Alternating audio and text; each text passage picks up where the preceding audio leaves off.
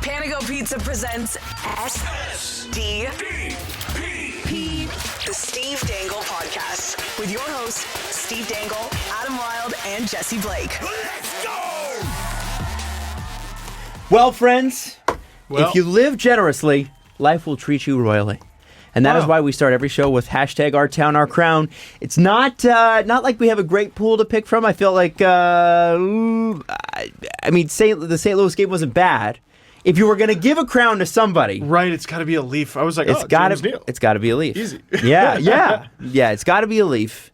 Who are you giving it to from the St. Louis game? Because that's the only game that's happened, believe it or not, between last show and this. Which is a miracle, the way the schedule has gone. Yeah, by the way, the Devils, I believe, played their third game tonight. The Leafs played their fifth. The Kings played their second yesterday, I think. Wow. Yeah. That's a little much. It's wild. It's crazy. It's wild. Yeah, the Leafs' first month is terrible. We've already gone through that. And also, it's my excuse for why the Leafs lost to Montreal. Sure. Didn't you know? Of course. For sure.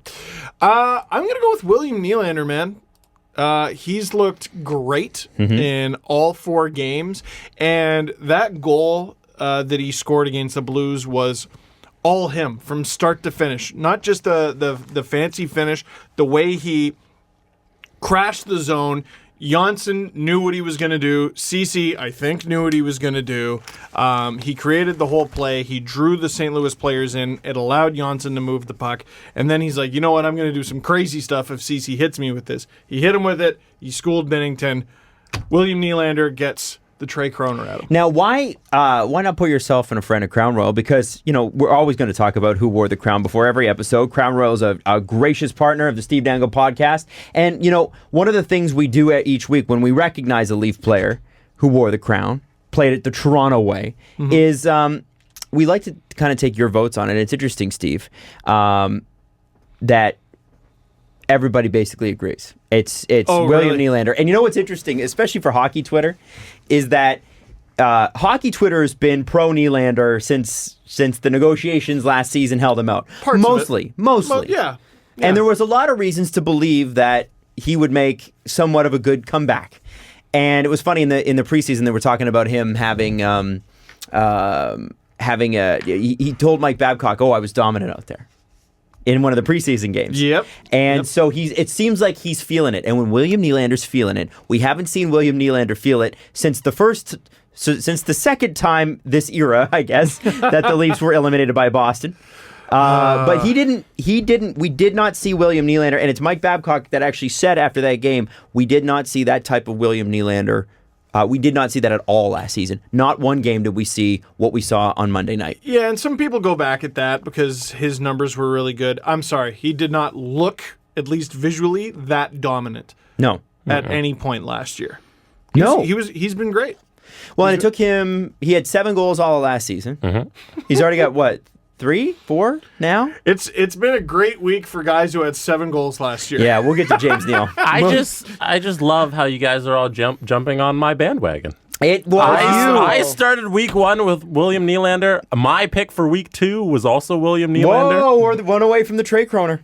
There it is. So thank you for joining me on the correct side of history. He's going to go over and Jesse's going to be like, William Nylander. Every week away from the puck. Will be William Nylander. Every week from here on out, how many we got? 82 games. I'm going to hand out 82 crowns to William Nylander. Right. Mark it. Okay. No, you know what? I'm going to add 6 extra. I'm going to add an 88 crowns. Wow. No, I hope Nylander. there's more than 6 extra.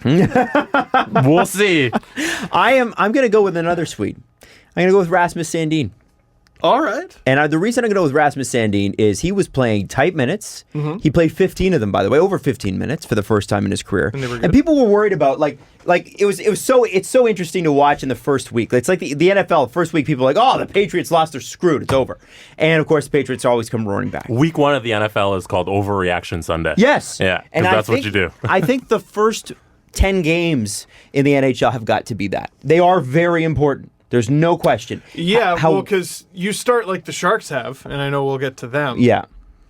Oh my God. Oh my God. All of a sudden you're down 0-4. Yeah. Yeah. But when you look at the way the Leafs have started, you're encouraged by some of it. You're scared by some other stuff. We'll get into that. Yeah. But I think Rasmus Sandeen was one of those people that were like, okay, so the Leafs are going to wait for Travis Dermott to come back, and they're going to play this stuff out of their top 4, right?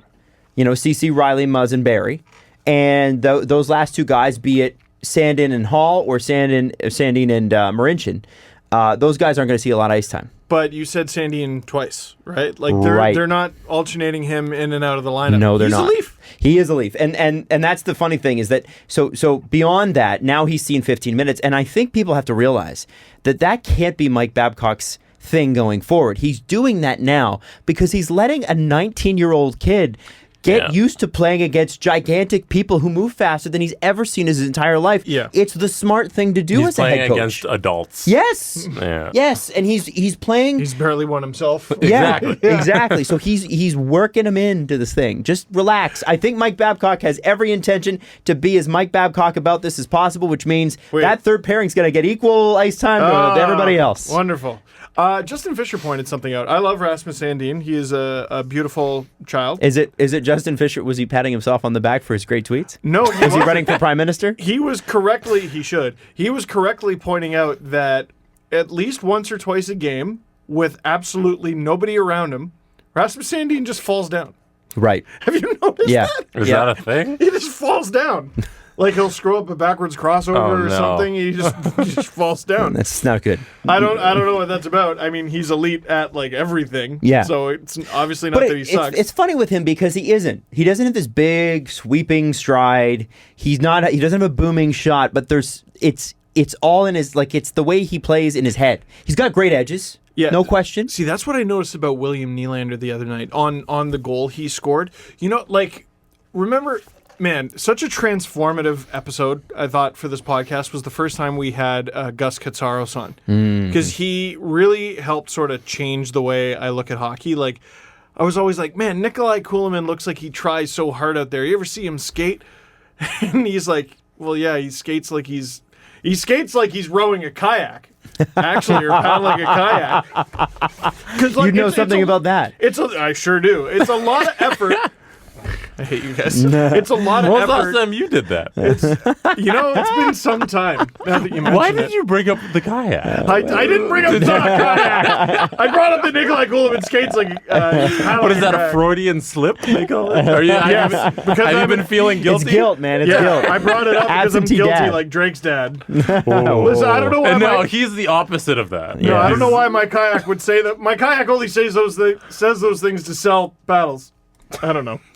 Anyway, Nikolai Kulemin's stride, it wasn't good, right? Like, he tried really hard, bless him, and everything, but it was imperfect, right? William Nylander accelerates without looking like he's even doing anything different. He's just got these shit-kicking, powerful legs. And he doesn't even really need to change stride. He's just a beautiful, silky skater, and I think it makes him look lazy, kind of. I know it does. Laissez-faire. It's this. Yeah, because he's a very relaxed guy, so it does come across like he's not trying. Morgan Riley's got a stride like that too. When Morgan Riley got his imperfect or not imperfect, I think he's got a stride that it's sneaky because it's chugga chugga choo choo train. When he got. When he got into who did he have the breakaway against? Was it the first game? He's had a couple. Was it the first game? The first breakaway of the year, whatever it was. Yeah. He split the D coming through the neutral zone. And for somebody to split defense in the NHL, who can, by the way, skate as well backwards as they can forwards, he got them both to turn and still beat them both once they turned. He's got one of those strides. He didn't seem to break any stride. It didn't seem like he was coming on that strong. But for whatever reason, those 3 strides through the neutral zone, and that's all it takes him, they were so much stronger than what the other guys could do. And I wish I could remember what effing game it was, but I have a terrible memory. He blew by them, and it was like, I'm like, you go back and you watch the GIF replay, like Flinter had it up, and it's like he hasn't sped anything up. He hasn't done anything. He's just moving ahead. It's like it's almost like a giraffe just taking a big long step. You know what I mean? And just moving forward faster than other people can. It was great. But is everything Morgan Riley's done negated because he tried to do a stretch pass that got knocked down and led to a goal? Oh. Which one was that again? That was the one when he was behind the net. It was the 2-2 goal. That at the end of the Braden Shen's goal. At the very end. That was bad. Yeah.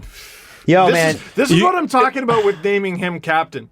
Your number one defenseman wears the horns too much. Yeah. It's tough. Meanwhile, Alex Pietrangelo scored the game-winning goal, but it's a really tough gig, and it's not meant for the vast majority of players. Right. Now, we want you to send us your crowns. We've got 2 games now. We've got Thursday night against Tampa, and then I believe the next one, and I can't remember what Saturday night's game is against, but it's probably a good team. It's probably some stupid back-to-back or whatever, Is it Montreal again? Is it Montreal? Or Boston?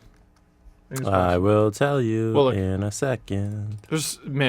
The first 2 weeks or so of the It's of the crazy. hockey It's season. Detroit. I'm It's delirious. Detroit. Detroit, not even Yeah. close. Cool. So we got 2 games. We got Tampa, we got Detroit. Here's what we need you to do. Use the hashtag #OurTownOurCrown.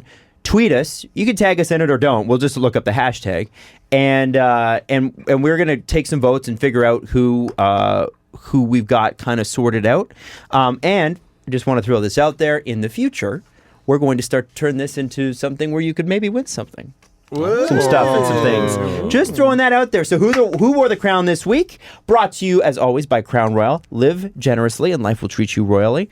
Next time the puck drops, why not live generously and treat your Leafs crew friends to a Crown Royal Old Fashioned. Look that one up. Why not? Mm-hmm. Why not? I always love how you're like, why not? Why not? Because it's our town, it's our crown, and it's not about what you have, but it's about what you give. Wow. It's very true, Adam. I'm just saying. Can I shout out everyone who watches my videos? Sure. Real quick? Man. Well, because This is a weird shout out. no, I got to do it because at the end of my most recent LFR, and I was the night of videos are always different because I'm like, okay, halfway through the video, I'm like, my wife's probably asleep by now. I should probably stop screaming, and I don't know. I just think about it differently than when the whole day is ahead of me. Yeah. But I was answering the questions, and someone said, "How's your fundraising going?" And I was just honest and said, like, not great.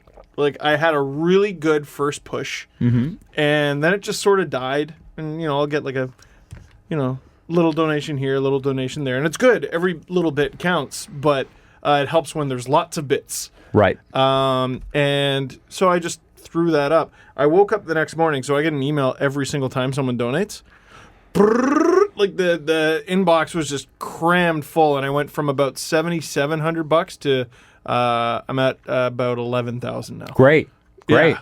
Wow. Okay. So Yeah, my goal. Thank you very much, everybody. I set mine up for this year. What's your goal, Jesse? My goal is $2,000, and I'm currently at, I think, $1,100 last time I Past 1,000 checked. So just $900 to go. If you could divert some of your donations to Steve That's perfectly fine. to my $900, thank you.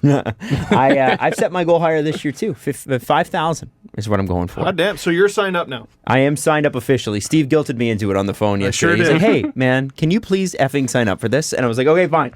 Yeah, and you I did was it, really like, going to do within the 5 one day minutes, thing. So See what we could do in one day. But the one day drive. But Steve's not into it. do not do that.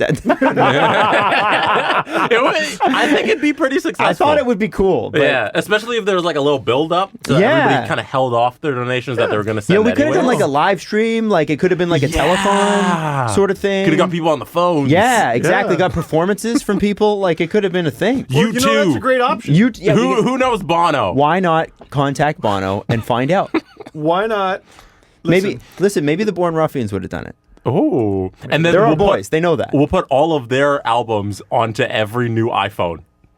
Like you too. We'll download the Born Ruffian. they'll be on every new iPhone with Adam's face on it too. It'll be a lock Here's the screen. weirdest thing. It's Yeah. so funny. It's so funny that happened because now you could never do that because everybody's on streaming now. Like no one's buying music anymore unless you're buying like records and stuff. I want to meet the guy who thought that was a good idea. Listen, if that album had been imagine that's a Kendrick Lamar album, like Yeah. his last album, or Good Kid, Mad City, like that. Yeah. People are like, yeah, I'm okay with that. But that album, in the words of the Foo Fighters, sounded like a fart, and it did. It was not like it. If it had been Vertigo, U2, we'd have been like, yeah, it's a pretty good Well, rock it was album. fine, yeah. Yeah. I'll listen to it anyway. But that Free album was album. like, oh, Get on Your Boots. I think was that the Get on Your. Anyway, it was I bad. have It was no not great. idea, U2. man. I don't know. Not great U2, and I'm a U2 fan, and I'm like, yeah, that's not. I if don't that want. was Shania Twain, I would have kept it. Ooh. Yeah. Let's go, Jesse. Whose bed have your boots been under? What? Whose bed have your boots been under? It's a good question. Oh, my God. When was the last time you were out anywhere and you were like, yeah, you too? That's a good question. A restaurant, the dentist, anywhere. Oh, yeah. I think when you too. okay. It is a beautiful day.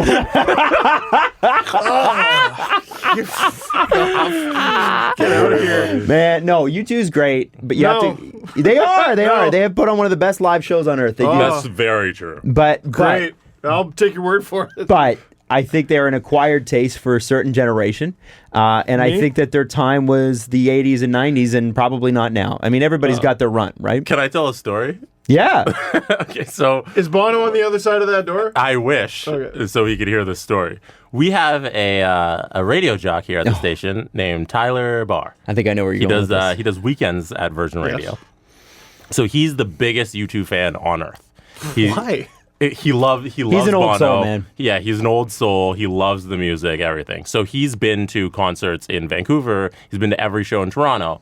And then they came to Montreal as well on the same tour. He goes to the show in Montreal. He takes a bus there like that. It's like on the Saturday. He takes a bus on the Friday. From here to Montreal to see U2. Yeah. So he stands in line all day. And this is unfortunate, but he has epilepsy. Yes. So he can't do a lot of physical activity, that sort of thing. But he's standing in line all day. He finally he gets to the front of the pit or whatever in the arena. I guess is the Bell Center. Yeah. He unfortunately he faints Oh, because my God. he's acting up because my God, I didn't know this. He didn't eat all day. Had low blood sugar. What's he He's doing? been standing on his feet, no water, nothing. He faints when he gets inside, wakes up, misses the entire concert. No! Did he get a refund? No. I didn't know that. No. So Tyler was our intern with Blake and Wild years ago, and he's gone around the country and been like a morning host in Victoria and stuff like that. And now he's come back. He's awesome. Yeah. He's absolutely awesome He's a on the air. great person. And yeah, he's hilarious. And the thing No, is, he's dumb. he'll buy. We just discovered he's dumb. He does something weird. He buys tickets to shows, but only one. Yeah. He goes by himself. Oh, he goes, no. Because he likes to enjoy the concert. He says if he has someone there, they're talking, they're dancing next to him. He's like, no, I want this experience and to enjoy the music in front of me. Yeah. So he goes to every concert by himself. But so he's the guy where I'm like, I don't know, I people watch, and there's always one person where I'm like, is that guy alone? Yep. Yeah. Yeah. So he's that guy. I've He is never been that to a guy. concert alone. I've done movies alone. I've done dinners alone. I've never done a concert alone. I like dinner, movies alone. for sure, because I'm a loser. No, I like meals alone. They're good. Yeah. Yeah. Meals Alones are good. Yeah. And I'm never actually alone because I'm on my phone the entire time. Hey, Having man, people tell me that Not I a suck whole- and don't deserve to be on Hockey Night in Canada. not while I a enjoy whole my lot meal. different than being with you. It is. The same thing we're doing. So yeah, I guess I'm sorry to die. No, I'm sorry to divert, are people but upset that was about funny. that commercial running for a second year in a row? Are they? Ah. Well, I guess they don't know how commercials work. Well, yeah. Oh, yes. Sportsnet's really going down the drain because. How do they think this is? So you had a commercial that aired Saturday night, Hockey Night in Canada. Which was the Yes. same one as last year, where Mark Savard's teaching you how to play hockey. Yes. Who's Yes. it for? Audi or Volkswagen? Volkswagen. Yeah. Yeah. So it's a commercial. It brings the station money. Right. Yeah. Everybody. Yeah. And people didn't like the fact that you were in a commercial. Yeah. No wonder Sportsnet's going down the drain that they put on a piece of content that makes them money. All right. You freaking idiots. It does seem. That doesn't make sense. It does seem to me that hockey Twitter is in desperate need of more hockey, because it got There a wasn't little enough? It got a little grumpy towards the end of the summer, and I'm still feeling the grumpiness, and I feel Always like it does needs that. to. I think we need to get more into the hockey season so we can all sort of even out. It's almost like we're getting our Yeah. fix again. You know what I'm saying? I think the Dowdy stuff, the Dowdy Tkachuk stuff from what was that, last night? Last night, It kind of distracted hockey Twitter. They finally got something, and they're like, "Oh, we got something to talk about." But before that, it was a ball of yarn. yeah, Yeah. Monday and Sunday. it wasn't sometimes it fun. takes a bit. Takes a bit. Right. We're work. It's almost like a hangover. It's like we're working off the summer, getting back into shape here. Remind me. Yeah, it's the first 2 weeks back at the gym. Yeah, can't relate. We need no tweet August. You got to remind me. No Hockey tweet Twitter's gotta August. have no tweet August. Now I can't Nothing do. good happens on Hockey Twitter. See, in I August. can't do that. I don't know if I'm technically a part of hockey Twitter. You are, but like you get a pass because I have a job that requires. You do other stuff. You're talented. Don't you do videos and a show in August? Listen. What are you not going to tweet Don't about you do that? a morning show on the Fan 590? Listen, okay, I get it. No, but I mean, like, if he's going to release videos and he's going to release this show, because we still do shows in August. Yeah. Oh, I'll tweet those. I'll tweet those. But other than that, no tweet August. Don't tweet your thoughts So- or opinions. No. So we'll Other call it- than the bunch of tweets you're going to send. Like, what? We'll call it other than that, no tweet August. No, it's Someone remember this next year. Okay. It's like links to videos and like missing people. Other than... Why do you retweet missing people all the time? Because it helps. Yeah. You think? I know hurt. for a fact. Oh, it does? I know for a fact they've Did gotten someone calls. Really? Yes. Okay. Wow. Well, that's it good. also doesn't hurt. You know? I see. Well, I'm always wondering. Whenever I Toronto see audience. the only person I see the missing people's thing come up on is Steve. I'm like, where is he getting all Which these missing helps. people alerts? Because I follow the Toronto Police on Instagram. Or They not actually- on Instagram, on Twitter. I don't know why. They DM him. He is the Toronto de facto guy for missing people. Ah. They say, hey, we got this missing person. Steve Send is this the out new to milk world." carton. I see. And someone. Why not? Why not? Milk I'm not. carton By the way, Steve. save your tweets. We're not making fun of missing people. Relax. Oh my god. Yeah, no, he's Look at these losers who gone missing. he's like milk cartons because he makes me sick. Gives me indigestion. He's curdled. That He's curdled. He's gross. No, someone was like, "Hey, like, do you know what happens to most of these people? Because it's actually like a little bit depressing." Yeah, Someone it's messaged 100% depressing. No, and the vast majority of them get found. Oh, okay. Yeah, Good. Great. Good, yeah. Okay. like And it's- within 48 hours Now- of the tweet. Now, speaking of rescues, and this is a hard turn. I think someone A needs little bit. Someone needs to rescue Eric Francis. This was tough. So I haven't heard this. This is great. So let's tough. rewind a little bit. When you first heard, and when we first heard about the Lucic Neal swap, which I don't for two teams that are such rivals, it's shocking the amount of players that go up and down that highway to each other. It is so tough to win that trade. Incredibly tough to win that trade. Like, okay, Leafs make a dumb deal with like Columbus. Not a big deal. Still the same conference and everything, but like it's not every minute of every day. Mm-hmm. Dude, that is one of the most vicious rivalries in the NHL when it comes to the fans. Yeah. And you go and you trade two players of, no, I was going to say that caliber, but their names are huge. Their names are huge. Their contracts are huge. Their skill hasn't been, and they also technically traded off goalies. They didn't trade directly, but Cam Talbot and Mike Smith switched Right. teams. Yeah, Highway 2, man. It's warm with hockey players going back and forth. get it. But here's so you have James Neal, noted 25 goals man, The real deal. always been a 25 goal guy.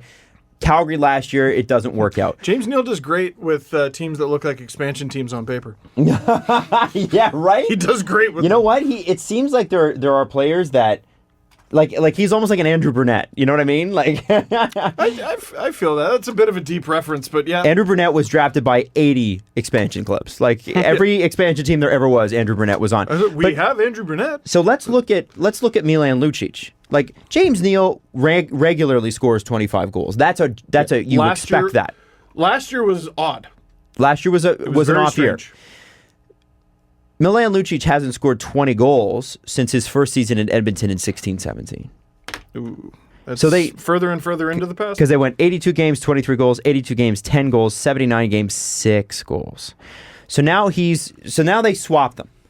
Now you got to think if you're Calgary, that the guy that is more likely to continue scoring has got to be James Neal.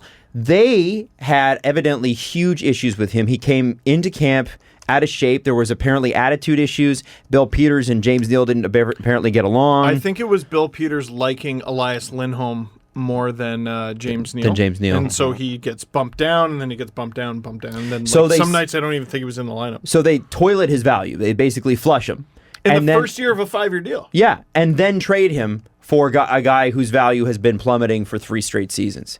You know, and that's the thing. Like, you'd think with a James Neal, you go, how do we find a way to make this work? And maybe you do need a change of scenery, but Milan Lucic is the only trade you can do. And this is where it gets funny, because from the outset, everybody on Twitter, if you're watching this show, everybody here on this show could have told you that Edmonton for sure won that deal. Yeah. There's no way Edmonton loses that deal. My criticism of like Edmonton's wingers having Neal that high up, it had nothing to do with that they won that trade. It was the right bet to make, and James Neal could easily return to being James Neal. Sure. And I still don't think it's enough on the wings. Even if he's older, But James you Neal is kill still the James Neal. trade. Yeah. You kill the trade. Yeah, he could score like 15 goals. Right. And they'd still win the trade. He had 40, 21, 27, 23, 31, 23, 25, 7. Yeah, like really, really consistent with one glaring, what the hell is this? Yeah, exactly. The problem is when it's the most recent season, you go, okay, so is he just in the toilet now? Right. Does he just stink? Like, Right. remember I showed you Spezza's thing? He was, 80, 70, 90 points. Then he was 50, 60, 50, 60, 50, 50, 50, 20. Yes. Like, the drop-off is hard. Now, he's not as old as Jason Spezza, but you wonder, you go, okay, is this the new reality for James Neal? So, James Neal scores 4 goals last night. James Neal had 7 goals all of last season. In 3 games this year, he's got 6. He leads the league in goal scoring, and up until Calgary's first goal last night, he had as many goals as the Calgary Flames. So, if you are... let's say Calgary is a one government state. Okay. Let's say Calgary. Let's say Calgary. Let's say Calgary is the Soviet Union. And they've got what fur treaty is the Calgary Flames? They've got one news network.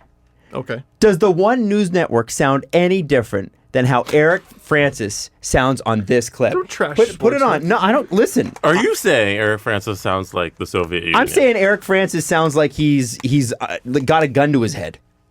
Listen to his explanation.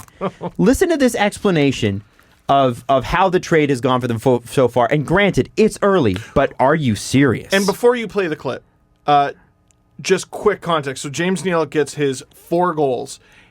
In the Calgary game, Milan Lucic scores none goals, but he had a fight while the Flames were losing 3-0 and the Flames tied it. So here we go. The trade, but Milan Lucic kind of changed the tide of this one. Well, that's it. If you're a Flames fan and you're at home, you've probably received several texts already tonight from Oilers fans saying, we win the fight. We won the trade. 4 goals for James Neal. James Neal was never going to do that here in Calgary. Disengaged, too slow, not playing top 6 minutes. Let's talk about Lucic. Lucic now leading in his own category, which is penalty minutes in the National Hockey League.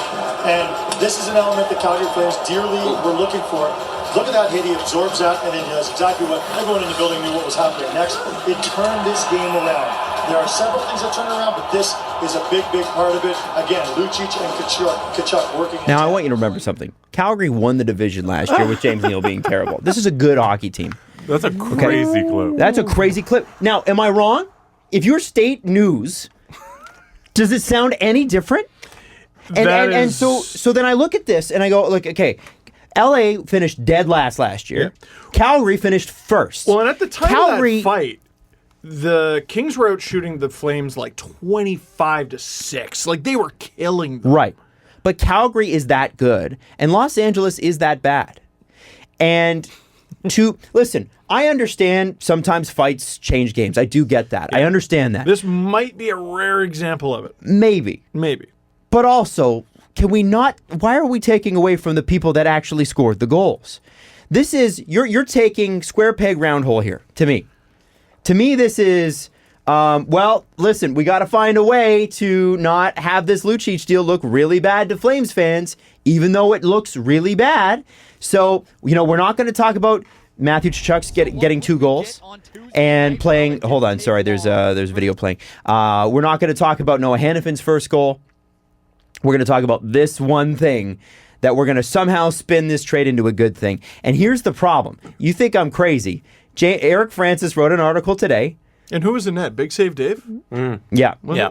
Yeah. Here's the article the today. The shots were 15-1 at one point. Here's the lead-in to the article today. Okay. One leads the NHL in goals with 6, the other in penalty minutes with 26, and fights with 2. Yes, it's early, but both Neal and Lucic and James Neal have fit the way their two new teams had hoped. Oh. Tell me well, that then the Flames were wrong. If the Flames want a fighter, you can pick up a fighter for $700,000, guys. Yeah, but this was how they got rid of James. There was obviously something rotten. Yeah. Sure. There was something rotten. My point in this is that if that is the role they got Lucic for, they've got him for this year and 2 more after this to fight? No, 3. 3 more after this. Oh, it's a 7-year deal. Yeah, it's till 2023. Neal and Lucic just signed, and he has some sort of no movement clause. So I'm sorry, but you can't tell me. And like Eric knows. Yeah. Eric must know. I'm trying to find the tweet. It was sent to me last night. Like you're trying to spin this into a good thing for like Flames fans aren't stupid. They know. It sucks that James Neal didn't work out because it would have been great to have another scoring winger on that team full of talented superstars. And then they got Neal and Lucic, who is, if Neal and Lucic could skate faster, would still be a massive force in this league. I just don't think he's got it anymore. It's weird to see a reporter praise a guy for taking himself off of the ice and penalizing his team. Penalty minutes are a bad thing. No, even fighting minutes, that means you're down you're a not man. playing. The other team is down a man, but you're also down It's a old man. thinking. Like, you ever see the Don Cherry documentary? I think it was in the first part when he was a player. No. Like the one guy would I can't remember who it was. He would get into fights on purpose because he fell behind for the league lead in penalty minutes. Like he wanted to have the most penalty minutes, and it's something I remember on broadcast. Like, oh, he's pushing 300. That's not a good thing. No, it's just not. And also that doesn't make sense. It changes the momentum. It gets the team motivated. I've always looked at it as like such a criticism of the rest of the team. You make $10 million, $8 million. Man, you make $700,000 a year. Oh, they take half of that for escrow. Man, $350,000 a year. I expect you to give a shit. I expect you to try at the very least. And you need this guy to play punchy fisty? Yeah.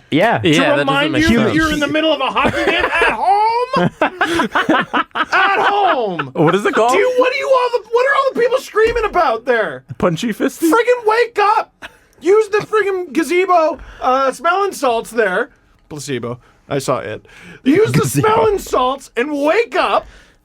You need Neal and Lucic to get into a fight. And by the way, he didn't get into the fight to rile the team up. He got into a fight because he almost got demolished by Lane McDermott. Yes.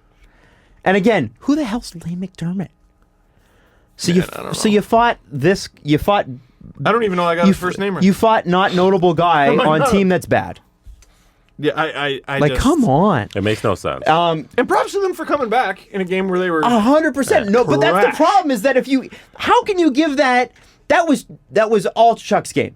Yeah. Sorry, man. And he was. I love when he and Doughty match up because they hate each other so much, and so openly. And it's such a fun rivalry. And Doughty gets the edge in this one. But you could tell he brings it against the Kings. Oh, yeah. Brings it. And he had a couple really good goals last night. Now, Wyshynski tweeted this, and I love this. He's like, I don't know why everyone is so hyped for James Neal when Milan Lucic has like 5 super mean intimidations in 7 periods. It's just the best thing Milan Lucic has done so far this season is punch Nikita Zadorov in the face. Wow, yeah, that was it was aggressive. Oh, it was dirty and like shouldn't have done it, and like it's wild that a lot of things in hockey aren't just considered straight up assault. But if anyone deserved it, it's Nikita Zadorov. I mean, there's a few guys in the league, and he can maybe use a pop. Right. Yeah, I'm just saying. So anyway, it's just he's that guy. Like Zadorov forgot he's that guy. But we had this chat too about that message. And it came from Eric when the Flames were going through, like we were with Sportsnet, and we had the conversation about Calgary and their arena situation, and he was like, they might actually leave. They might actually like it's weird. He was on the radio with us. Eric wasn't on the radio with us, but he put on he had articles about this. Oh, right. And I was like, no, they're not going to effing leave. You can't get out of here. They're going to leave. I don't believe the NHL's going to let a profitable team leave a market. Yeah, right. There's only like 10 of them. No, come on. I think it's going to be a long time before a team leaves Canada again. Yeah. Even if a team relocates, Ottawa. I don't think they're going to relocate. No, me neither. No. I think they're done with that little phase. Yeah. A strong Canada is a strong NHL. Yeah. We would like a stronger United States in just certain pockets, but it's looking pretty good down there. It is. It's looking good. They're adding teams. I will say this. If you sign a guy to a 5-year contract and it doesn't work right away, and I mean right away, James Neal was a mistake immediately. Yeah, it was weird. It was like Yeah. the first week, it was like, oh, this isn't going to work. It's your fault. Yeah. Like, he came to But camp and I this and gotta- that. No, if you invest that much money and that much term in a player and it doesn't work out immediately, it's your fault. I got a question. Is Bill Peters a good coach? I think so. We don't know. I think Is that the answer? Yeah. And it's not because I'll admit, like, I haven't seen enough Flames games to make my own opinion up. But I knew enough when he was in Carolina to know that those teams, if they'd had their goaltending situation sorted out, which it looks like they do now, were good enough to make the playoffs. The talent was there. Mm-hmm. It was there 3 years ago. Maybe just barely, but it was there. Then I hear things like when Bill Peters was in Carolina, he had a guy like Jeff Skinner who just scores goals. That's all Jeff Skinner does. And he goes to Buffalo and scores 40. Right. And he stapled him to Derek Ryan. Yeah. And then in the first Calgary Flames game of the season? I'm trying to remember. Correct me, Flames fans. They're down a goal. They have to go 6-5 on a team. They got to pull the goalie. And Bill Peters looks down the bench, and there are two names down the bench. Johnny Gaudreau and Neal and Lucic. Mm-hmm. Who's he send out? Oh, no. Did he? Yeah. This was last night. No, this wasn't last night. This was another night, like last week. The start of the season. Well, it was like the argument, like, Willie should have been out there in the last minute for the... I understand if you want a certain type of player. The certain type of player you should want should not have 6 goals in a season. That's outrageous. Johnny Gaudreau is just fine for any of those situations. If you have Johnny Gaudreau on your team, every 6-on-5 you want him. How don't you start with him? You go, okay, Gaudreau and Monahan and Gaudreau, Monahan, Gio, and Everett will build around that. Right. Yes. And just for reference, Bill Peters with Carolina missed the playoffs every single year he was with them. Which Those is 4 straight years. And then last year, first time he makes the playoffs, goes out in 5 games. Yeah, and this is the shocking part for me is Calgary wanted him so bad. Which is odd. Why? Yeah. And Berkey was there, right? When Bill Peters got hired? I think so. No, Was he it- got hired this past season. That was his first season. It was his first with season. The Flames, yeah. Berkey was It seemed on like they'd Sportsnet. wanted each other. Like Bill Peters wanted Calgary, Calgary wanted him for a long time. I- And don't tell me there's not tampering going on with management in the Oh my NHL. God. Of course. Happens all the time. So, with Tampa's start and the way that they've played, because I've been beating the drum for a long time, you don't lose the way that Tampa lost and stay the same. Well, watch them, I don't know, who knows, thrash the Leafs 7-1 tomorrow, who knows. But... I mean, they're 1-1-1. Yeah, but, like, the way that they've played, man, the way that they've played, and, like, they're already audibly frustrated in their quotes, it's interesting. I wonder if there's a little of that in Calgary. Dude, it was 5 games against... The Avalanche had 90 points. Yeah. The Avalanche had 90... the Canadians had 96. Is They it didn't fair to make say, it. though, the Avalanche were better than their record suggested? It took them a Yes, while to they, get going. They were really good down the stretch. But... Calgary should have... I would argue that if Calgary has a competent goaltender, they win the series. Mike Smith was great. He was good. Come on. He was good. He was more... If heading into that series... I mean, that's Flames the best. fans were told... That's the best you could have expected of Mike Smith. 100%. You got to win that series. Mm-hmm. And if you lose it, it ain't in 5. Right. Yeah, that was a tough one, man. One other Bill Peters tidbit. Alberta born. Okay. So I assume this is the job he's been looking forward to for his entire life. Yeah. So I when get it that. became available last year, resigns in Carolina, 4 days later, signs with Calgary. Don't look now, by the way. The Edmonton Oilers are 3-0. Mm-hmm. And they are behind the 3-0 Ducks, who are also the top of the Pacific Division. Is it weird that I'm less surprised by the Ducks? Like, I'm more surprised by the Ducks. No. The Ducks don't have Connor McDavid, man. No, well, yes, that's true. He's such a cheat code, eh? Yeah. I will It's amazing all the crap I'm getting from Oilers fans. Meanwhile, I keep banging the drum. They're 2 players away from being just completely fine. Because it's Connor McDavid. They He's need a cheat goalie and code. another winger, probably. Probably. I think their defense is fine. That defensive core is going to grow together. They're going to be good. Yeah, and like Clefbaum got hurt last night, and I'm like, whoa, yeah, oh, okay, he's back in the game. He's back in the game. Don't worry, they won't force him back 5 months early from an injury and make him play for it for 3 years. Jesse, it's a good point. It's actually, that reminds me of something. So we were talking about, just on the subject of Alberta. Remember I was mentioning last episode how Don Cherry was going hard on, man, Mike Smith, how could Calgary give him up? One of the best puck handlers in the NHL, and of course he gives up 2 goals to the Kings while passing it directly to them. The Shane Doan of goalies. Yes. Where I'm like, I don't understand The Cam Ward of goalies. I don't get it. He's the second coming of Cam Ward. And he's older. Yeah. Right? So Is he older than Cam Ward? No. So an eagle-eyed SDP listener wanted to point out something to me. Mm-hmm. They said, "Why do you think Don Cherry loves Mike Smith so much?" And I said, "I have no idea." That's what I was talking about in the episode. No idea. And they said, "Born in Kingston, Ontario." And I was like, okay. "It's one of his boys." I got Just like the other guy from the clip, who was the Spezza, another one of his boys, drafted him. Mississauga Ice Dog. That's right. Spezza, That's right. Anyway, And then he gives away the puck. so can we, on the subject of Tampa, Tampa? on the subject of Tampa, is it concerning when your captain calls you out 3 games into the season or 2 games into the season, whatever it was? Yeah, we talk about fans overreacting and players know it's a long season. No, that's a panic move. That's a panic move. Or is it nipping it in the bud like a good leader? We'll find out. If they win, it's nipping it in the bud, right? Yeah. I hate so much that they have the chance to redeem themselves in Toronto. Like, ugh. The shots thing versus Carolina was crazy.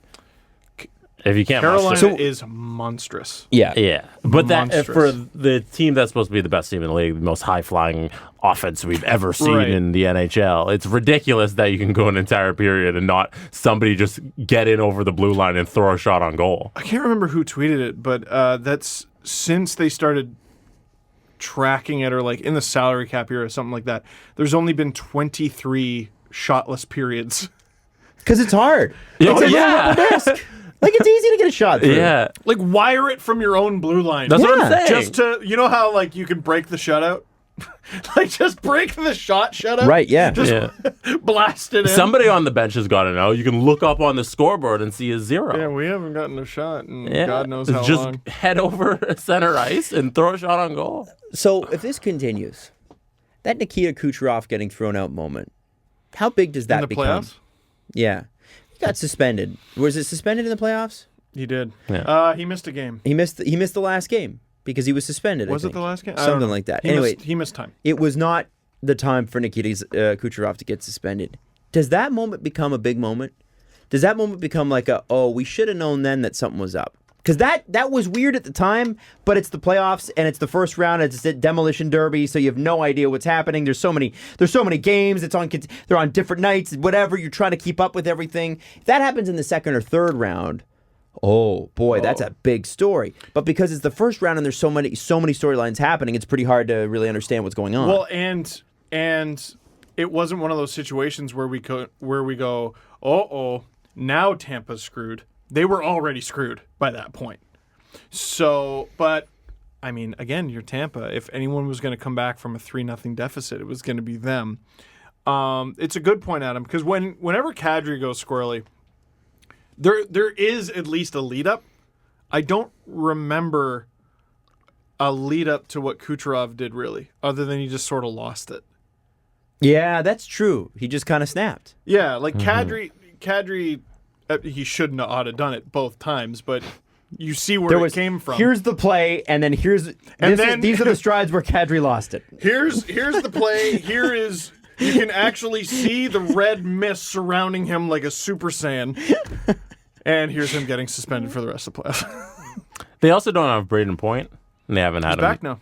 He's going to play tomorrow night? You bet, Jesse All right. Blake. Well, there we go. For $3 million or whatever the heck he's Because making. when you lose a guy that big out of your lineup, it affects it. Like, the Leafs don't have Hyman in their lineups affected, you know? Yeah. So, for Tampa, we'll see how they are with Point then back in the lineup. Fair enough. Yeah. It is 3 games into the season, so we shan't get crazy. Like, but no, Tampa's it's one like to watch. Eight games for the Leafs or Yeah. something. Well, I mean, if you look Played at what happened to the 24 Jets games. last year, they talked about all season a rumors about this fractured dressing room that was, and who knows what that really was. Tampa legitimately, if they don't, whatever's going on right now, don't clean it up. That it doesn't mean their dressing room's fractured right now. But if you keep losing, people start to turn on each other. I keep saying, man, you do not look at the person across from you the same way after a loss like that. Sorry. It's how they work, man. It's how professional athletes work. Can I do it with this guy? Their team hasn't changed that much. Mm-hmm. Other than they had Patrick Maroon go in there. Oh, there's that Stanley Cup experience. Like I just don't know if that's how it works. He's gonna get so much credit if they win. Patrick Maroon? Oh yeah. Oh, yeah. He could score 2 goals all year. Well, they had the wily vet. I feel bad for Patrick Maroon because he gets a ton of credit for being a great team guy, great emotions guy, great playoff guy. Nobody will sign him to any sort of money that he actually deserves. Like, that is one of the league's most underpaid He could players. sell his ring if he wants. I guess Get so. a cool Tried to 50 sell it in grand or whatever. Nashville or whatever. Yeah. So Patrick Marleau, Hey. he's coming back to town at the end of the month, I believe, because Patrick Marleau has signed with the San Jose Sharks. I like Kevin Papetti. Oh, it's going to be weird seeing Leaf legend Patrick Marleau in a Sharks jersey. Now, there were a lot of takes on this when it came out. Were there? Oh, that's so shocking. Right, because, The people 0-4 Sharks, by the way. 0-4 Sharks, and they need depth. And so let's tie that in a little bit, too. Sharks are here on the 25th of October, the first game of a back-to-back. Montreal's the next night. Hallelujah. Hooray. Glory, hallelujah. So that's a Friday night game. Now, before we talked about San Jose's struggles, let's talk about the Patrick Marleau era in Toronto. Okay. Because I'm conflicted on how to view it. One hand, I remember being happy the day he signed and going, well, the first 2 years don't matter. They have the cap room. They made the playoffs that day. Yeah. I remember thinking, like, especially in that first season when he covered off some third line center too, he looked good because he obviously could play center, could obviously skate quite well. However, between that and the Nikita Zaitsev contract, the crunch that the Leafs faced this past offseason with their cap was those 2 players. Mm-hmm. That's what it was. It's wild how much above the cap they still are. $114 million or something? Yeah. Is what they're spending this And year? they traded away Zaitsev and Marleau. Yeah. Oh, okay. CC, Zaitsev are a wash. Whatever. Marleau. They wiped $6.25 million off, and they're still that far up. Well, and that's the part that is interesting to me is that when we talk about Patrick Marleau in Toronto, and this is unfortunate, we don't talk about Patrick Marleau the play on the ice. It's Patrick Marleau the play on the ice contract. plus the contract. It's the contract. It's the salary cap era. For sure. If Nylander and Lucic made like league min, I don't think anyone would mind him. Oh yeah, he's still tough as shit. Brick shit house, punch you right in the shit. Even if he made $6 million for this year and that was it, people would be like, whatever. It's not good, but it's over. Exactly. Now, I look at the Patrick Marleau era in Toronto pretty favorably. And it's not because of how he was used, which I think was incorrectly, how much he was paid, which I think was too much over too many years. I think if you paid Patrick Marleau $7 million over 2, like if they had offered him, if they'd walked in and said, Patrick, we're going to way overpay you for the next 2 seasons, but we need you for the next 2 seasons. They would have been better off doing that. Would have been way better off doing that, and they had to outbid San Jose, and San Jose was offering him what they ended up giving to Joe Thornton as well. I think they offered it to them both. I want to say, Thornton's barely making anything now, but I want to say he signed for 8. He signed for $8 million that year. Yeah. And I feel like those 2 would have made their contracts accommodate each other.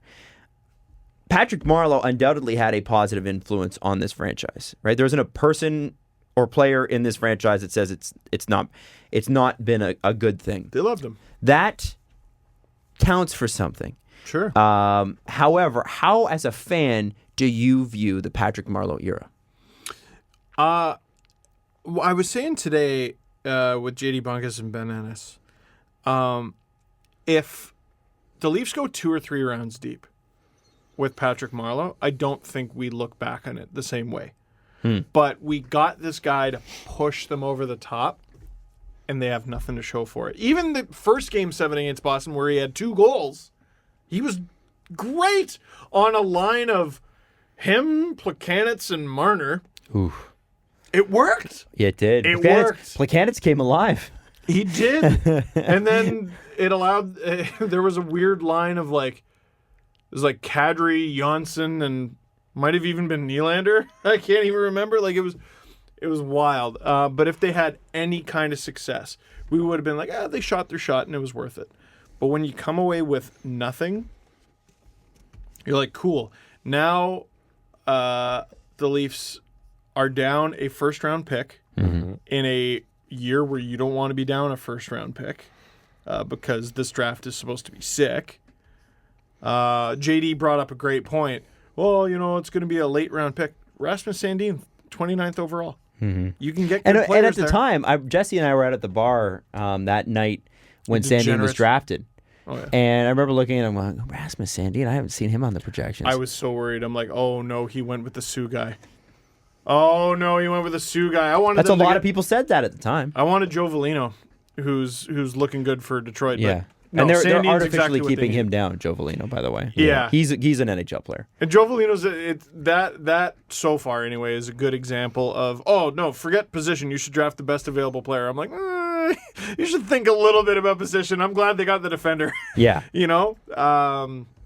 I can't remember where I was going Well, with that. But I'm asking, and I ask you this too, Jesse. Like, how do you look at this era? Because he undoubtedly had a positive influence on the community, on his teammates. The 2 best players on the team absolutely adore the guy. That's great win. And that's great win. Now, I wonder, long term, if that has an effect, though. And when you look at, JD tweeted that last night. It's funny you bring him up because he had a really intelligent take on it. But one of the things he said is, I'm sure Marner and Matthews are fine pros without Marleau. And I don't doubt that. But did it hurt Matthews and Marner specifically to have him? And at the end of the day, isn't it better that you make sure that those guys are maximized rather than, you miss out on a late round first round draft pick, but what if Matthews and Marner are just 5% better because of it? Was it worth it at that point? Having Patrick Marleau there was like retweeting somebody who's missing. It doesn't not hurt, wow. It doesn't not hurt. Does it hurt then? Wait, that means it hurts. It doesn't not hurt. I don't understand why you're saying things that don't make sense just to hurt my feelings. I'm saying it does something good. Like it's beneficial to have him around. It's not hurting anyone, But weren't there cheaper guys? Who definitely had were. lots of But experience? the idea was that you were going to capitalize on these kids being on their ECLs. ELCs. ELCs. Sorry. So it was like that little 3-year window where you got Marner and you got Matthews on these cheap deals. So you're going to overpay Patrick Marleau and then figure out that last year, which they did. Chris Johnson came on this show and he said Patrick Marleau's not playing in his last season. He did say that. And it didn't happen. Because they paid an exorbitant price. Yeah, but that's what they expected to do coming into it. And I assume the 3-year deal was what it took to get him. I think they thought he was going to retire. Me too. Yeah, I never thought he'd be around for it because they thought they were going to win in this little They would have gap been on year. the hook. They still would have been on the That's hook. okay. He was That's over okay. 35. They thought they were going to win in this little gap year, and they didn't do it. And that's not because of him, or not because of him. It was because of the team. They ran into Boston, and they couldn't do it. I think it's a good example of a GM making a decision, another GM coming in and being like, "Oh, great, now I got to deal with it." I don't think Kyle Dubas ever signs that deal. No, I don't think so either. He probably thinks of a different way to go about it, but it doesn't mean what Lou did was a bad decision. When I saw they had Marleau and I looked at the team on paper, I'm like, are you freaking kidding me? Right. They're going to Yeah. murder teams. And he did still get 20 goals. It's at 27. Yeah, I his wanna first say. year. Now, I think 5 of them were empty netters, and people made a big deal of that. It was like, who Whatever, cares? he It's still scored over 22. 20 goals, and then he had another gear for the playoffs. That was one of the things missing against Boston this past year. He no longer had that extra He didn't have the gear. And time sucks. It does. It's so unfair, but he didn't have it. The Sharks are 0-4 to start the season. Yeah. They have 5 goals for, 17 against. And they played last night? Yes, against Nashville, and they lost 5-2. Unpopular opinion. Mm-hmm. Patrick Marleau's Ironman streak? Done. It's done. Why? He signed a contract last night. No, Sharks played last night. He wasn't there. That doesn't count. What? Done. He wasn't there. That's a wrong opinion. No, it's over. It's games. He's missed 4 games. He's missed 4 Steve. games, including one he was signed for. Jesus. That is an incorrect take. Wrong. He's done. That is complete. Streak's done. All right, Jesse, can you put that on as a poll or something? Asterisk. Can we put that as a poll or something? How do we do that? You can throw it up on Twitter. Yeah, throw it up on Twitter. All right, I'm curious. what is the question? Is Patrick Marleau's Ironman streak done? Yes, he missed 4 games this season. Including one he was signed for? No, he wasn't signed. Including one he was under contract for? That is a joke. Come on. They announced that he was signed, Ironman and then streak the goes. game started. It has to do with health. It doesn't have to do with a contract situation. That's out of his control. Okay, Steve. I'm just By going the to way, keep cleaning my hands. Daily Faceoff is showing that Couture, Meyer, and Marleau will be aligned for the San Jose Sharks. That's who they're skating with. Sheesh. That is the top line for the San Jose Sharks. Oh, my God. What? Yeah. I really think that the Sharks... I know they wanted Erik Karlsson, but but I got to tell you, losing... And I know Joel Pavelski's old too, but like... There captain? was a goal where Karlsson was on the left side of the ice, tried to send a backhander up the ice, and it was no good, got intercepted. He had to turn around. He can't. They're in trouble. They're really in trouble. Like, Erik Karlsson can do incredible, amazing things. And people have rightly pointed out his mind is probably a little bit elsewhere at the moment. You know, Just had a baby. I know what that feels like. just had a baby. It's rough. Well, and different circumstances for him and his wife, obviously after the tragedy that they experienced. 100%. So, you give him a little bit. But we saw that last year. He wasn't able to pivot last year either. Like Pete Blackburn had several little clips where he's like, "What is?" He literally can't turn. Is it his right ankle? I'm trying to remember. It's one of his ankles, can't and turn also that way. he had groin surgery, I believe, Ooh. or his groin was injured last year. Jesus. Hard miles. We talk about it, and maybe it's an old guy thing that I say. Mm-hmm. It's a thing. It is a thing. Nick Mercandante had another one about Sergei Bobrovsky. Mm-hmm. Elite goalie in this league, elite talent, uses his lower body for everything. Has a wonky groin. Do with that what you will. Sure enough, he gets yanked last night. Now, you never know. He also made like a redonkulous save against the Lightning like last week. Yep. Or something like that. But injuries do catch up with you. And it also depends on the type of injuries. And he doesn't have the type of injuries you want to have. Yeah. And he signed 8 years. Was it 8? Would any team have given him that? Oh, yeah. Yeah. I think there are other teams around the league that would have given Karlsson, what was it, 8 times 11? He got Doughty's deal exactly. That's a big contract. You guys, people give the Leafs shit for giving a 22-year-old who maybe hasn't earned it $11 million or close to it. I'd rather give it to Mitch Marner than Erik Karlsson at this point. And I'm serious. I honestly, and you can laugh at me on camera. You can laugh at me for that. However, who's got the chance of finishing out the deal? Who's got the better chance? Adam, look into that camera and tell people to laugh at you. Laugh at me. Jesse's going to take that, clip that, and put it up for an hour. I know he is. I know that's what he's going to do. I know that's what he's going to do. But Catherine Silverman had a really good point about Martin Jones. So you talk about Bobrovsky.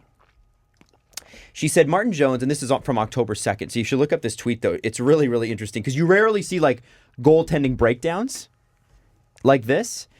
She said Martin Jones has a big issue with counter rotation when the puck moves from the low slot out high.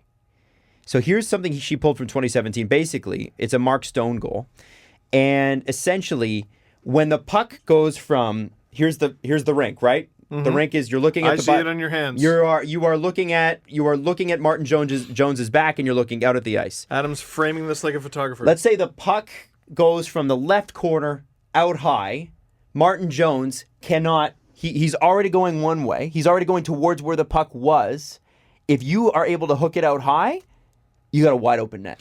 Now, is that an injury thing or is that just a lack of ability thing? Because you know what amazed me, and the more professional athletes you talk to, the more you realize the unbelievable amount of stuff that they play with. Mm-hmm.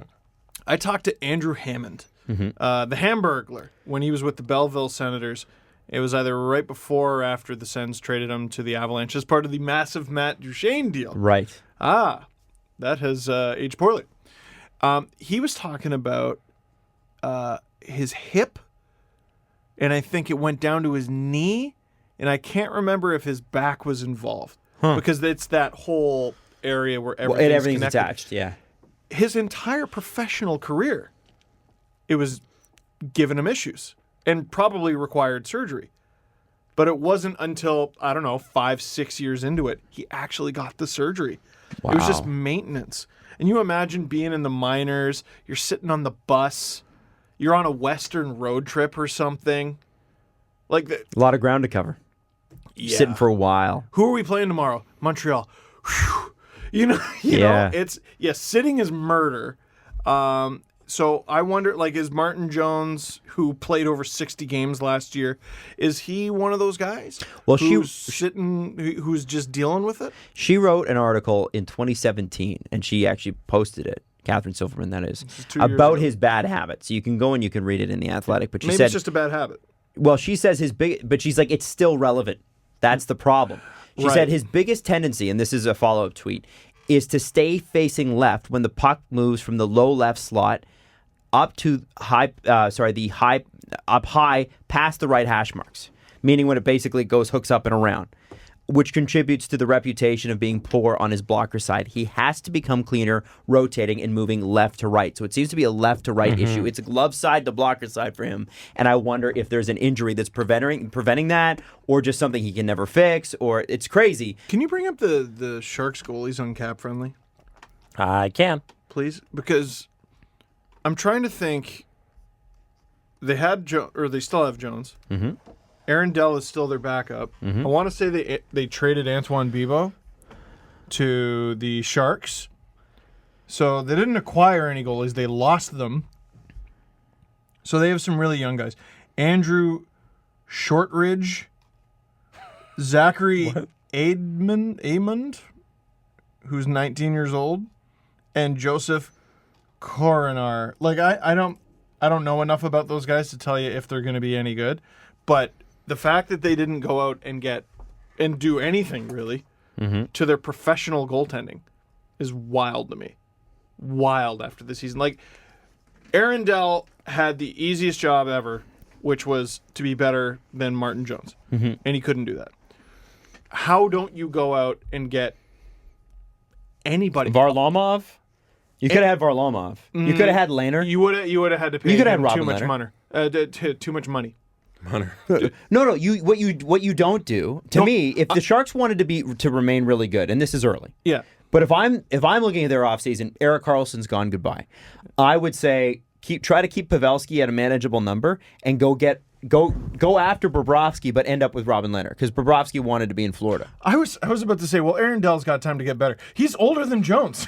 Yeah. I didn't realize Jones that. is only 29. Dell is 30. But and Martin Jones is making so much money until 2024. You can't just get rid of that contract, right? Yeah, so I'm trying to come up with a scenario where they have Martin Jones and they just go out and acquire a backup. Right. There were so many guys available on the waiver wire who could have done it for you. McElhinney. I was about to say Curtis McElhinney. Best goalie on earth.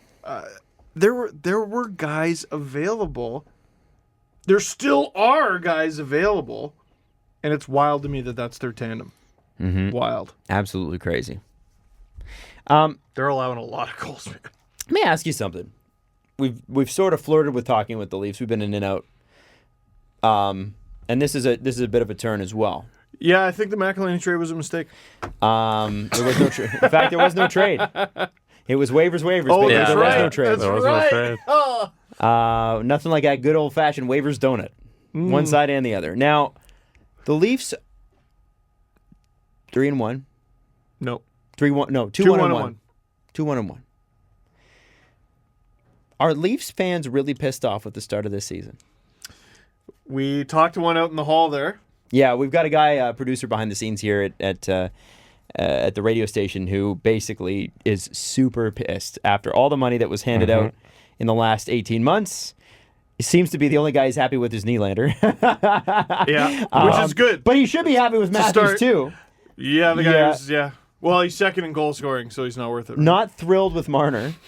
And not thrilled with the team overall. He said he feels like they're rubbing it in our faces. Now, I think Sully is rubbing the money in our faces. I think Sully's overreacting just a little bit. Yes, but that doesn't mean he doesn't speak for a lot of Leaf fans. Right, and I'm surprised. He speaks for a lot of Leaf fans. So explain this one to me, because I'm not pissed off at the start. I think it's okay. Because you're a reasonable human being. A lot of people out there aren't when it comes to sports fandom. That's why it's a fan. That's why they're fanatic. Yeah, exactly. Okay, when you make over $10 million, you depart from the world of reasonable expectation.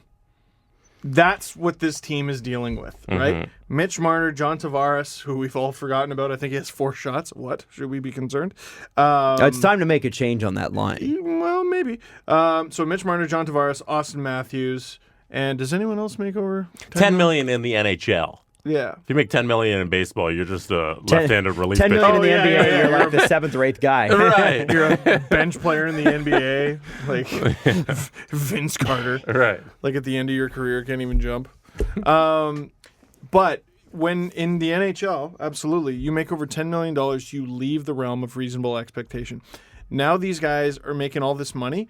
Expectation from a lot of fans, this is going to sound ridiculous, is they should be 4-0. And if you look at the games, I'm having a hard time arguing against it. They should be the 4-1 lead. They should be 3-1. Yeah, They should have beat St. Louis. They weren't beating Jordan Binnington. Yeah, on Monday night. They did twice. He was unbelievable. He was really good. He was. Yeah. He was really good. And they hit too many posts. It was just unlucky. Yeah. I don't think they should have won that game. I think it was an evenly matched. Right. It could have gone either way. Right. And I had to laugh at Freddie Anderson because I was looking at him. I'm like, has he been better? Has he been worse? I believe he was 2 years ago. He was a 918 goalie. Last year he was 918. Through 3 games this year, 918. He is incredibly consistent. So he just is Freddie. But when you make that much money, people go a little nuts. And that's not unreasonable, I think. That's for the NHL, that's the top 1% of the 1%. Yeah, and listen, I'm not saying I necessarily agree with people. Like I look at it with a little bit more nuance. I understand what's going on here. I look at the schedule. Michael Hutchison was friggin' in net for the Avalanche game. Or no, I keep confusing the Habs and the Avs. I did close. that at Dang It's today too. I don't know why I'm tired. Anyway, but a lot of Leaf fans think the way that guy thinks. A lot of Leaf fans. So are they even wrong? Well, are they? Is it unreasonable? I understand the emotion. I don't think it's right. 2-1-1, 4 games in 6 nights is good. God forbid they lose to Tampa. Fall to 500. Technically 2 wins, 3 losses. They're Bettman 500, so they're clinging onto that. God forbid. But I understand the emotion. And I think it's only going to spread if they don't absolutely kill it. Jesse? A lot of these guys are making kill it money. They are. Well, and so that brings us to let's nuance this a little bit, right? But Jesse, do you think, like, just before we get into that, I think that's the correct reaction. You understand why they're upset because they're fans. And they look at these guys, they look at the offseason, they look at being frustrated for 3 months over Marner, and then they're like, all right, show us what all that frustration was about. We've bought all your products, that everything you've endorsed. You make $10 everything. million? I want to make $10 million. And they don't understand that 3-1-1 is good. 2-1-1. Sorry, 2-1-1 is good. Oh, they beat Tampa on Thursday? Oh, here we go. Yeah. Right. Stanley Cup, Exactly. boys. Yeah, they're 3-1-1 and they beat Tampa. Like the percentages are a lot more pronounced early in the season. That's right. But tomorrow is so important. And it's so because important for Tampa too. It should be a hell of a game. Babcock's doing a great thing, by the way, where he's you know how he's been alternating the lineups? They played so well against St. Louis for so long. They easily could have won the game but didn't. With a couple days rest, he's keeping that same lineup together and giving them a chance against Tampa. Well, interestingly, It should be a playoff game. 5 games into the season. the Patan Gauthier Spezza line, which is not the line I wanted to talk about, but that's the line that's staying. And they had a goal. But he hates Spezza. Well, he doesn't hate Spezza, right? No, Adam, he hates Spezza. But that was the point I was trying to make. think in it the was last ever personal, episode. man. No, It was your guy. You know what? There was a time where Jason Spezza was an all-star. He is not. Might even be in a Hall of Fame conversation. Yeah. Guy. Currently, guy. And he was treated like guy. And he's paid like And guy. you want a coach who thinks about guys like that. You can't have a coach taking into consideration everything going around the game. It just needs to be about winning each game. You need a coach who doesn't play Patrick Marleau the way that, or plays Jason Spezza the way he played Patrick Marleau last year. Yeah, a lot of people talking out of both sides of their mouth with this. It's like either Ty goes to the veteran or it doesn't. I'm happy that it doesn't. By the way, the veterans now are the core of this team. That line is gone. Yep. By the way, that line is completely gone. Matthews, Marner, those guys are all like 150 games in here. 200 games in. Yeah. They're veterans now. Yep. It's over. Riley's well over 300. Like, it's over. That whole thing is done. But to that point, guys, Spezza, Patan, Gauthier looked like a really good line, and that little hand-eye flick that Spezza had. But that he still has like, man, He's got does great he have that hands. special skill set? Yeah. Like you see the flashes. Let him be out there for 7 minutes. Yeah. Sure. Make sure he doesn't get too tired and he's good. offensive zones. Right. Frederick Gauthier is on pace for 41 goals. I like it. Can we talk about that? But the thing that the point I was trying to make in the last show with Spezza is, what has he earned here? And you know what he earned? He got his line a goal, because that was all him, really. Yep. All him. Against the Stanley Cup champions, and then he's gonna. And Nick Patan's hustle on that play Sure. too. But Spezza made a special play. So he gets his line a goal against the Stanley Cup champions, Yep. and now he gets to play again with Patan and Gauthier against the team we thought were going to be the Stanley Cup champions. The President's Trophy winners. That's which right. Still, we're playing in the regular season. So technically, if you want to split hairs, Tampa are the champions of the Regular season. season that we're playing in right now. Yeah, It's true. true. It's true. Because Totally. St. Louis are the playoff champions. Tampa Bay are the regular season champions. Sure. Yeah, that's actually true. Yeah. All right, let's Shut up. let's just call it the The EPL. Stanley Cup is not a league. It's not a go league make it a trophy. kayak No, joke. this is the EPL. Like, where's Real Madrid? I will not. Listen, I don't. I will not tolerate the slander, Jesse Blake. I always love that when there's like 5 games left in the season and they like bring out the trophy anyway because it's already been locked up. done. It's like, Yeah. no, we're still gonna play 5 more games. Yeah. Dude, I don't know. You bought tickets, right? yeah. You gave us your money? All right. Idiots buying tickets to games that don't matter. All right. Go to the concessions and buy a meat pie. God, what is with this country? You can do that. When I went to that soccer game in Scotland, Yeah, of course you bought me can. a meat pie. Thanks, Dad-in-law. So Spezza is earning his time with the Leafs like every other player like that. Now, the line I do want to talk about, which is the line that's on everyone's mind, forget what we talked about with Kapanen in last episode and the throwing in the stick or whatever. It's not working yet. It's not working, ... yet. Zach Hyman, if there's anybody that's going to recover from an injury quickly, it's going to be Zach Hyman. It was a bad injury. He is, as Mike Babcock said, it's unfortunate for Travis Dermott that he got injured at the same time as Zach Hyman, because now he's going to be measured up against Zach Hyman in terms of how their fitness is doing because Zach Hyman's a maniac when it comes to that stuff. Good. It's great. It's great. He is Gronk, eh? Oh yeah. Like in an era where all the players are getting like really svelte. Like if you see Hyman in person, no, he's big. A big boy. Yeah. Now, and that helps with his forecheck. Kasperi Kapanen has the tools to do this. Yes. And what bothers me about this argument right now is you're making Kasperi Kapanen the whipping boy of a line that there's without gotta be one. Kasperi Kapanen makes $22 million this year. Tavares and Marner together are just $150,000 shy of $22 million between the two of them.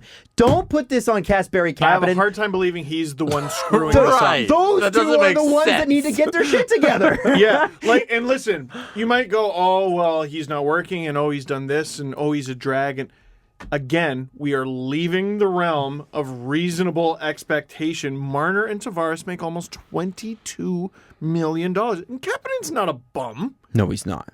But he's also being asked to play a different position. And a different should role. we throw Mikheyev in there? Should we throw Moore in there? What? And screw up that line? Now you're playing whack-a-mole?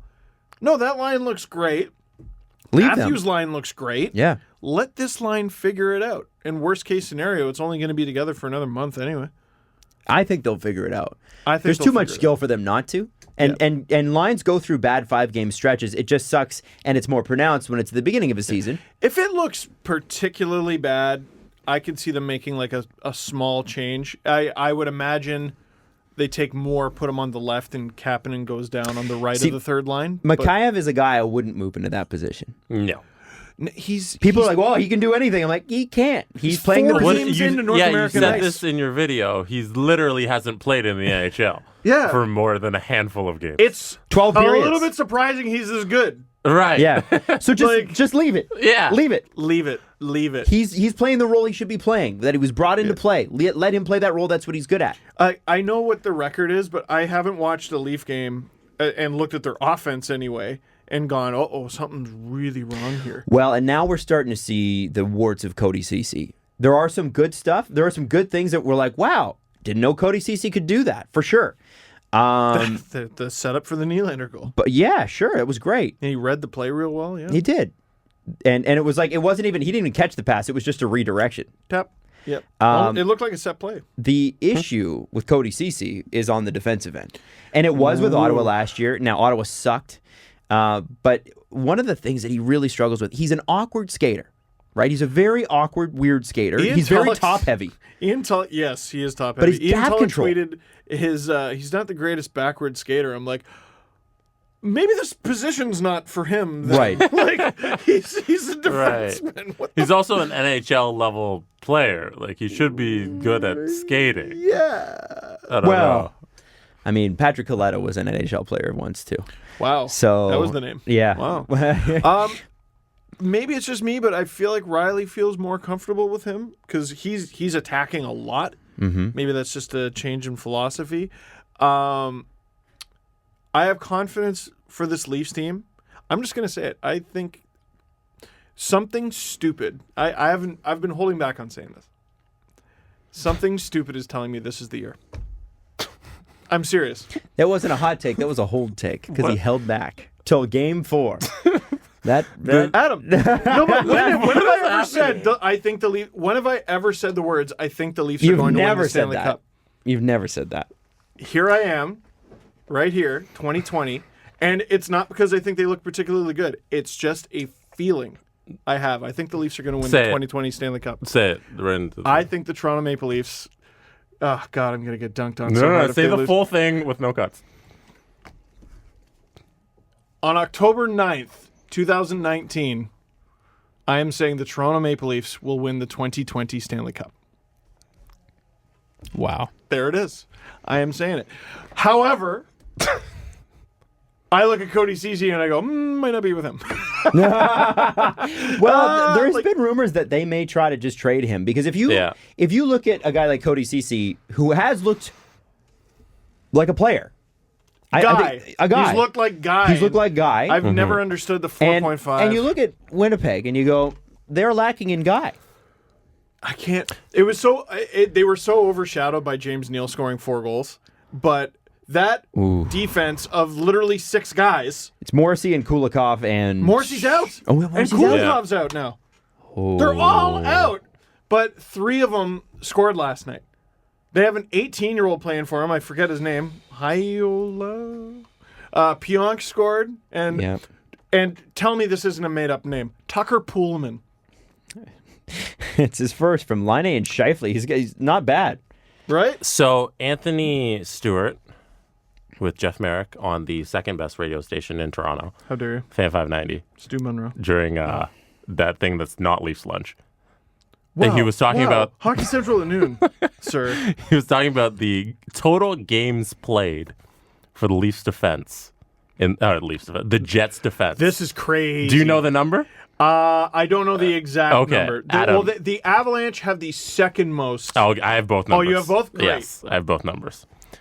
Adam, since you don't know the numbers, you're going to play this trivia. Okay, I'm going to play Adam trivia. There's Adam by himself. 6 guys in a defensive core, right? Mm-hmm. So what's the combined number of games played for the 6 guys who played in the Jets' most recent game?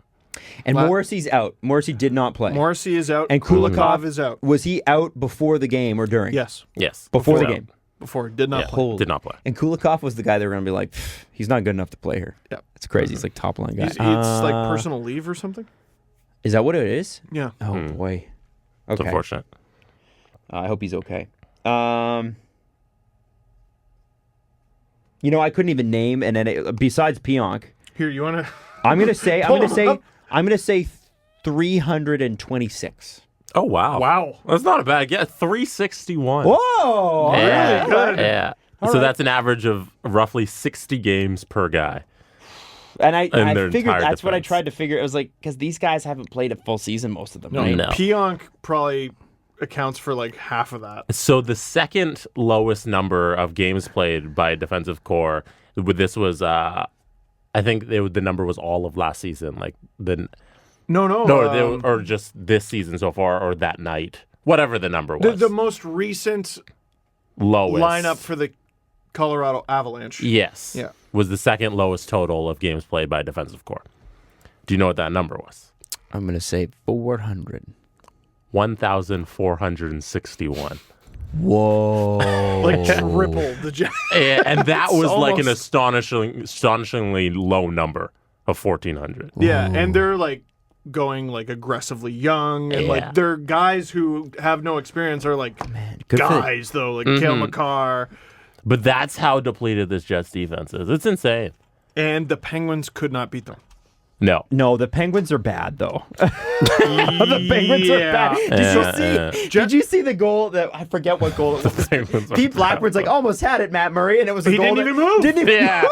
He didn't even move. Yo, Jeff man, Merrick tweeted last night, Sidney Crosby might break Sittler's record tonight because it's Sidney don't friggin' know. Crosby, and he scored like a minute in, and they didn't. He was alone in front. I don't know if Crosby's ever been that alone, as if you'll ever forget Sidney Crosby's on the ice. That was the only goal they scored. Man, so the Jets are 2-2. Penguins are 1-2, and I know it's early, but even like Mike Darnay, some of the guys that like I follow from Pittsburgh are like, please tank And this they're year, missing please tank. Malkin for a month. Yes, and Bukestad. He's out a Bukestad's month too? Yeah, at least. Both have lower body soft tissue injuries, That sounds disgusting. which means not broken bones. Cool.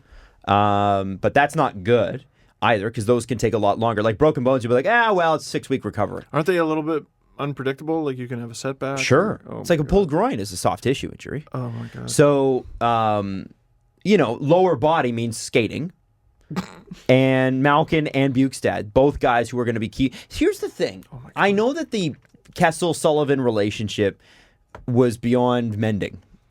But I what guess, man. Kyle Dubas said something a couple 18 months ago with Nylander.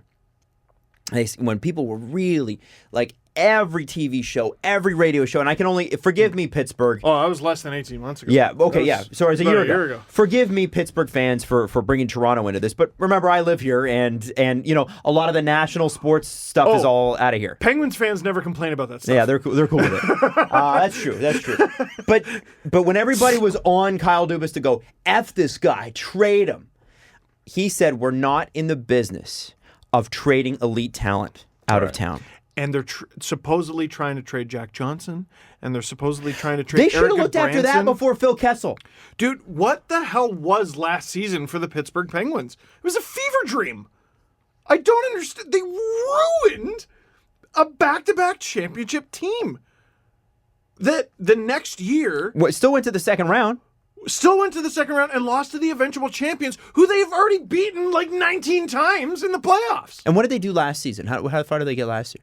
They got friggin' swept by the Islanders Right. in the first round. So it was like, that's the thing, man. They played Because a Jordan lot. Eberle could not stop scoring goals. They played a lot of hockey. Yeah. Fair. Like a lot. Fair. So maybe they were exhausted, but I just look at it and go, if there's trades I want to worry about, if I'm Jim Branson was Rutherford, fresh. And listen, Johnson was fresh. been called on the carpet for calling Jim Rutherford out before. I mean, he sure showed us when he changed coaches. They won the cup that year, and we're like, Rutherford should be gone. But if you're Jim Rutherford, the two people you're looking at that are problems for your team, Jack Johnson and Phil Kessel, the one I'm getting rid of first is Jack Johnson. And Gauch is not the guy I'm bringing back for Phil Kessel. And if that's the best you can do, then suck it up, Mike Sullivan. It's wild to me that the Leafs were able to find a home for Nikita Zaitsev. And Johnson is just that unmovable. You know what I mean? Yeah. Like, look around the league at some of the contract. Dude, Lucic and Neal. I think sometimes teams, though, have those deals available to them, but they'll go, oh, maybe I can just push it a little harder. And some other team comes in and goes, Everyone thinks they're the smartest. Did you guys believe the Malkin rumors where it was it's me or him? Malkin, well, he denied that. Yeah, he denied it, but Yeah. that doesn't mean it's not untrue. Yeah, I'm sure that happens all the time. I think that's something where you could say to Malkin, listen, we're working on it. We're not there yet. Call his bluff. Call his bluff. Where's he going to go? Magnitogorsk? And what is he not going to Well, play? Anywhere else in the NHL, he could demand a trade. No, you're under contract. You could still demand a trade. That's great. Play. And Yeah. it's Yeah. And if you don't play And then well, they start winning games, and then he shuts up. okay. yeah, that's happened before. Most things aren't that simple. No. Most times when a guy demands a trade, he gets traded. Oh, this is behind this microphone is the easiest place to make hockey decisions. exactly. In the Sure. world. Oh, 100%. Yeah. In this little vacuum of Steve, This it's little- like, oh yeah, just play. And I Nothing's- agree with that, nothing's at Jesse. stake. But do you I don't let got to talk to him. your superstars make you make bad decisions? Either they make that decision, you make that decision because they did it, or they're gone. It's you pick And one Phil or the Kessel, other, right? I don't doubt that Phil Kessel had a bad relationship with Sullivan and Malkin and all that, whatever it was. My thing is, okay, Evgeny, understand that this guy's an elite talent, and for you to continue winning and challenging for the cup, I got to put the right deal in place, and that could take 6 months to a year. So you're going to have to be patient. You say it's him or you, well, suck it up for a bit. You're the assistant captain on this team. You're the leader when Crosby's been out. You've won 3 cups with us. You know Two of them? Yeah, you know we're committed to winning, so you got to wait, and they didn't wait. And I he feel says, like, and he says, no, you trade me. you trade. I go to Russia. Or you say no, I won't trade you. And then your team's screwed. I You're say, missing hey, your Gino. second line center. Hey, Gino, he had more points than you last year. He did. Yeah, Malkin had it. In fewer not a games, great but he season. had more points than you, Gino. Yeah, Malkin struggled this. Yeah. It's Also- unfortunate that he got injured 89 too. penalty 'cause minutes. What the hell he was was wrong looking with great. Gino last year? He's got a temper, man. He Yeah. really does. I love Gino for that. I love that he's got a bite to his game. He's a real He's a man, sneaky, Eh, dirty oh. player. SOB to play. It's Yeah. love that kind of player on your team. That's why Pens fans love Gino. Mm-hmm. So beyond that, I think I might be seeing what I know. Plus minus sucks, but Crosby plus 18, Gensel plus 13, Chris Letang plus 13. Kessel was a minus 19, Malkin minus 25. Yeah, the line Maybe didn't- something line was didn't wrong work. maybe there, they but- should have split it up then. Put them on different lines. Keep them apart. Don't let them sit together on the plane. You can't have them on different lines and win a cup. Oh wait, nope. That's how they beat the Sharks. Yeah, it's crazy, isn't it? Wait. Yeah. Yeah, I don't And get it. and again, like we've talked about the Pens problem. Listen, the Pens could be fine. If Matt Murray turns it on, they could be fine. But it'll be tough. Has Matt all Murray's the got to do it. makings- This has all the makings of a bad, awful, very terrible year. Mm-hmm. Hornquist is day-to-day, supposedly. Galchenyuk is day-to-day, supposedly. Malkin out long-term. Bukestad out long-term. I don't know what's wrong with Matt Murray. You got Jack Johnson on your hockey team. If Matt Murray's injured, put Matt Murray on the bench and heal him up because this isn't your year. He might just need a break. Yeah, maybe he's played a lot of hockey. Dude, he played a ton of hockey really young. And really good hockey, too. Like intense. He had It's got to be Playoff mentally hockey. draining, too. He won 2 Stanley Cups as a rookie, technically. Yeah, because he was a rookie the first year and Yeah. the second year. Yeah. That's insane. I know. It's wild, man. I think Ken Dryden did that, too. And I know Patrick Waugh did that. He won a cup as a rookie. Not 2, though. Yeah, 2. That's nuts. Now, the Penguins are an interesting case because they are a team that probably could turn it around, maybe, and squeak in. But there's that Phil Kessel trade to me really sticks. It's like that you lose talent like that, you lose 90 points. Tell me how you're going to replace that. And Galich, this is now his third team, and he was and we stuck up for Galich in Montreal, and we're like, they're not giving you the fair shake. Well, he got it in Arizona. Mm-hmm. Well, he had a terrible. He was hurt to start the season last year. Yeah, but this is it. Last one. Yeah, you know last what I one, mean? or you're in Metallurg Magnitogorsk. Yeah, what are you? Show me. Yep. You can't miss the playoffs 4 games into the season, but you can get enough injuries that'll push you way behind. And it looks like they're going to struggle. Lost in the Sharks conversation that I forgot. They don't have their first. Guess who does? Ottawa. Hey. Pierre Dorian's a genius. Bonks Mullet had just I don't know if he realized how funny the tweet was, but it was basically like, it's so nice to be on the other side of this now. Yeah, right? All year last year, like, you're giving up the 4th pick. Yeah, damn. All year. And now they're looking at the Ottawa Senators are looking at the San Jose Sharks and laughing. Beg your pardon? Also, they gave Vegas Mark Stone, which is really funny. On the Jets for a second. We were talking about Cody Ceci, we're talking about the Leafs, we're talking about teams that need defense, and every team needs a right-handed shot defenseman. Let's say, now the Leafs want this year to not have to do what they almost had to do, as I've said before, with Edmonton, which was trade Connor Brown for, who was it now? It wasn't. We've Was it said Matt the Benning? name wrong so many times. It was either Was not Ben Ben Hutton. Hutton. Wasn't Ben Hutton. or Matt Benning. Matt Benning, I think, is the guy. And then who did we go to school with?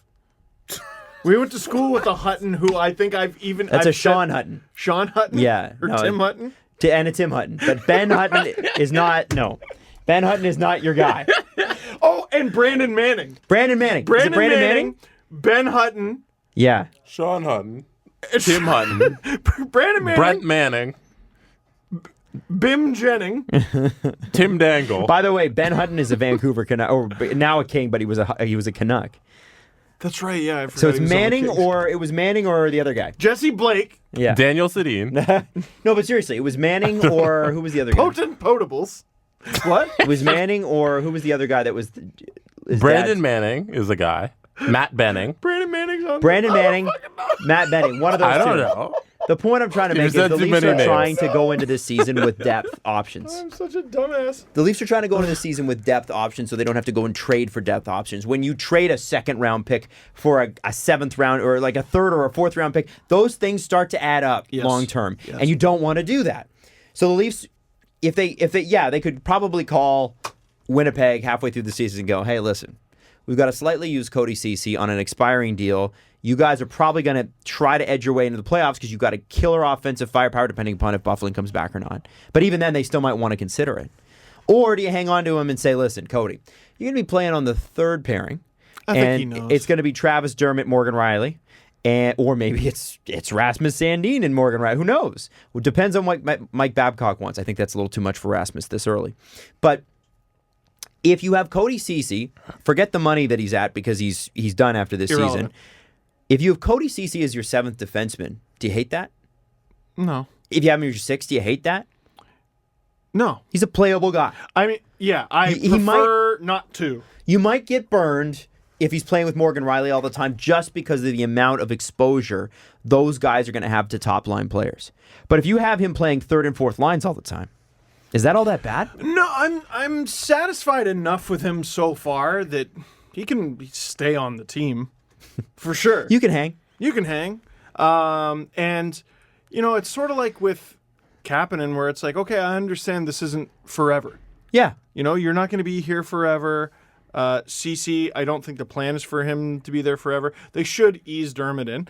The one thing I worry about with Morgan Riley and Travis Dermott as a pairing, and I know their fancies are good, one of them's got to play defense. Yeah. I know people are really bullish on Travis Dermott. To the eye, anyway, I have not seen enough out of him to be overly confident. Like, I've seen there was a model, like he's going to sign an extension for $3.5 million this season, and I'm like, man, he had 17 points last year. What are you talking about?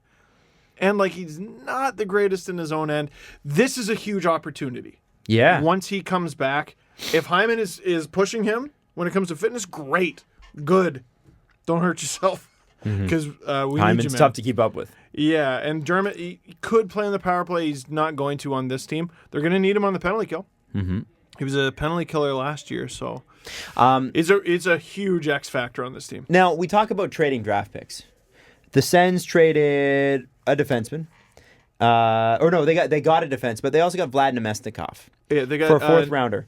It was Nick Ebert. Nick Ebert, who was supposed to be so good back in the day, I remember. And he is not. He was supposed to be there was a time where he was supposed to be a top 3 pick, I remember. Wow. And I think he went way deeper than that, and he just never really panned out. Right. Vlad Namestnikov is now a Sen. And that's his third team in 3 years. And now he was playing with Stamkos and Kucherov for a bit, which was pretty sweet. And he weirdly succeeded. Yeah, weird. Strange how that happens. Yeah. Now, at the time when that trade was announced, I was like, why are the Sens trading draft picks? And everybody, very intelligent Sens reporters were saying, listen, they got to have somebody play in their lineup who's an NHL player. However, a fourth. It's a fourth in 2021. It's a fourth. But that matters eventually. That Vlad Namestnikov may not. Then why did you get him? So you're gonna flip him for another fourth of the trade deadline? I'm on the side of they need bodies. He's a UFA at the end of the year. Where were He's they 26. when the waivers happened? They could have picked up Nick Patan and I think you can plan for one thing and then something else reveals itself, and how you react to it it shows the type of manager you are. And it sounds like they looked at Drake Batherson and they're like, he is going to be on our team all year and he's going to be great. And after 2 games, they already said, they're like, okay, yeah, it looks like he's lost confidence. And they're a week into the season. They're like, we need some NHL talent. Let's just go get someone, pay a fourth, throw in Vlad Namestnikov. We don't really need him, but he's an NHL player, and we can throw our better talent, our prospects, back to the minors. They'll recoup it. Right. If he has a good season, they might get a third. Right. Yeah. And if he doesn't have a good season, then it's nothing lost. It's something gained because you have a prospect who didn't have to play those minutes. My the thing initial is, report was picks. Yeah. Plural. It's just and I'm pick. like, oh boy. Yeah. It's pick. But the point I guess I'm trying to make is not that Ottawa could have known that Batherson wasn't going to be the guy, but Ottawa could have known that they needed depth from NHL regulars. Pontus Aberg could have picked him up for nothing. You could have picked Nick Patan up for nothing. You could have just look at the Leafs, which you could have picked up. A ton of guys. Yeah, you're right. Yeah, and they have those guys. And, like and they have Bobby Ryan and Colin White and Anisimov and all those guys who are going to fill up those minutes, and they just need one more. That was the mistake. You're correctly pointing out the mistake. Yeah. But they're like, all right, here's the solution. But it cost them a fourth when it didn't need to. And I know that Namestnikov isn't great. Yeah, like he's not like he was traded for a fourth. He's fine. Yeah. And I know that this isn't a big deal. However, this is the kind of shit that NHL GMs are so famous for. It eats away. Why? It does eat away. It does matter. But are they also protecting an asset in Drake Batherson of course by managing they are, him but properly? they didn't need to do this. No, right. But it's like they already made that mistake. Yeah. And they're acknowledging. But how many already mistakes are the Senators going to get? We should commend them at least for correcting the mistake. Yeah, you know, I'm not going to hammer them 100%. For the trade, but yeah. you are absolutely right that they made the initial mistake. And that's the problem: is the Senators have made a lot of initial mistakes. It bleeds you. Yes, it bled them of Hoffman and Karlsson. What did they get back? I mean, thank God that they traded Mark Stone for a guy that looks like he's going to be great. Brandstrom looks like he's going to be a great player. And Karlsson, there's still picks there. Hoffman, I don't think they got shit for Hoffman. Nothing. Yeah, that was yeah, but they're set up very nicely for this draft. They have 5 draft picks in the first 2 rounds. That's great. 2 first-round Good picks. for them. Like they're set up nicely. I just don't hate it. It's perfect hindsight. Like we can sit here and say you should have seen it coming, but they didn't. And at least they did something about it. They got Columbus's next 2 seconds. Yeah, which is that's beautiful. That's nuts. Tasty. Because that was Dzingel and Duchesne? Mm-hmm. No, was it? Oh, must have been, right? Just separate trades, but yeah. Oh. But this is the thing. Like, I guess my frustration with Ottawa has always been, at least in the last 3 years, has always been, here's a mistake that led to a thing that we had to pay more for than we needed to. It's a small symptom of a big problem that they're facing. And Steve's coat is caught under his chair. Jacket. And it's frustrating. It's frustrating when it's like, okay, guys, but this is the same shit that you keep doing. Anyway, I'll let it go. I know what you mean. Yeah, no. It's fair. One guy, Let it go. Shut up. huh? So I just want to be a dick. One guy to watch is Roman Josi. So first point on 31 Thoughts. Nashville and Roman Josi are not talking. There was momentum over the summer. That stopped, according to Elliot Friedman. Unless you're actually in the room, you're never sure if anything's serious between the two sides or it's grinding away. But there is surprise. It's not done yet. Roman Josi. Like, the chances of any big NHL defenseman hitting the open market are usually pretty slim. But can you imagine the frenzy if he does? Keeping in mind, Pietrangelo has not also been re-signed, although their negotiations are well underway. I think that'd be a big deal on Free Agent Frenzy, which you can watch every July 1st on TSN. Wow! You can Or stream not. that. You can also not. You can stream it on the TSN Go app. Yes, you can. No. What if you had your Rogers with your Rogers? And also Rogers. I just got Rogers Ignite. You're talking to your remote like You it's say, the I'd friggin' love future. to watch the TSN coverage of No, Free Agent no, Free Friendly. Agent Frenzy on July 1st every year. I go Sportsnet, not TSN. Also, unsubscribe from the Why I'm leaving the What were we talking about? Roman Josi. Right. It is jump ball this season, my friend. Yeah, it sure is. There were a lot of really big disappointments in the NHL last year. And that when it makes came to the NHL playoffs. general managers squirrely. Dude, Tampa. And they haven't done a ton, but I'm waiting on them. Who knows? They might get it back together. If you're Tampa, you're betting on that roster to recover. Calgary has already done one silly thing. Do they have another silly thing in them? I guess we'll see. Brad Treliving's done a great job to this point. The Nashville Predators, if I'm not mistaken, won the Central? Yep. Won Yeah, the Central think so. and played No. the wild card Dallas Stars. Did they? Am I wrong? Or was St. Louis win it? No, they didn't win it. Who did St. Louis play in the first round? Oh, God, I don't know. I think that was the 2-3 series. Yeah, oh, okay. All right. Nashville already did a silly thing, in my opinion, and What that? let go of Subban. Maybe that had run not its a ton. course. I don't know. Okay, here it is. Nashville, Dallas, which was actually, I thought, a pretty underrated series. It was a fun series. Yeah. Nashville lost 4-2 to Dallas. The Flames, It's horseshit. I think the Flames won the first game, and then Colorado just murdered them for 4 straight games. It wasn't really close. Obviously, Tampa, Columbus, we've talked about that. Yeah. And this one is the one outlier to me. Washington lost to Carolina. Right. It's an outlier to me because That's not talked about enough. Well, it was 7 games. They were in there. It wasn't a blowout. But it was the defending Stanley Cup champions. Yeah, and also the Capitals. It's funny. They what happened to them is what they did to Boston. Yes. So in 2011, Boston wins the Cup. The next year, first round, they play the Caps, lose in Game 7. And then Caps, reigning Stanley Cup champions, go to Game 7, first round next year, get knocked off by the Hurricanes. And also, you still look at the Caps and you go, wow, we're a good team. And we've been together forever, and we're not worried about it. And also, we didn't even expect to win last year. So how about we just sort of mostly stay the course? Right. Those other teams, you're Nashville, you're like, man, we haven't won shit. Yeah. You know, we haven't won shit. Tampa, we haven't won shit. Like, Calgary, we haven't won shit. So this is a power shift year, maybe. A power shift or just good teams losing their minds. Well, that's what I mean. It's the same thing. That's the Yep. thing is like Chicago and LA both lost their minds a couple seasons ago. Lost their damn minds. Pittsburgh has lost their shit. and yeah. They have lost their minds. Who is Nashville's big get this off? Duchesne.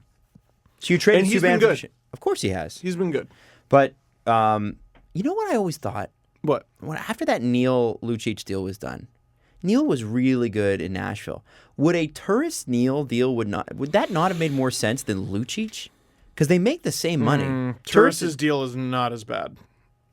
It ain't good, but it's not as bad. Yeah, but then you got James Neal back, and you probably his deal's $6 million a year, Turris, isn't he?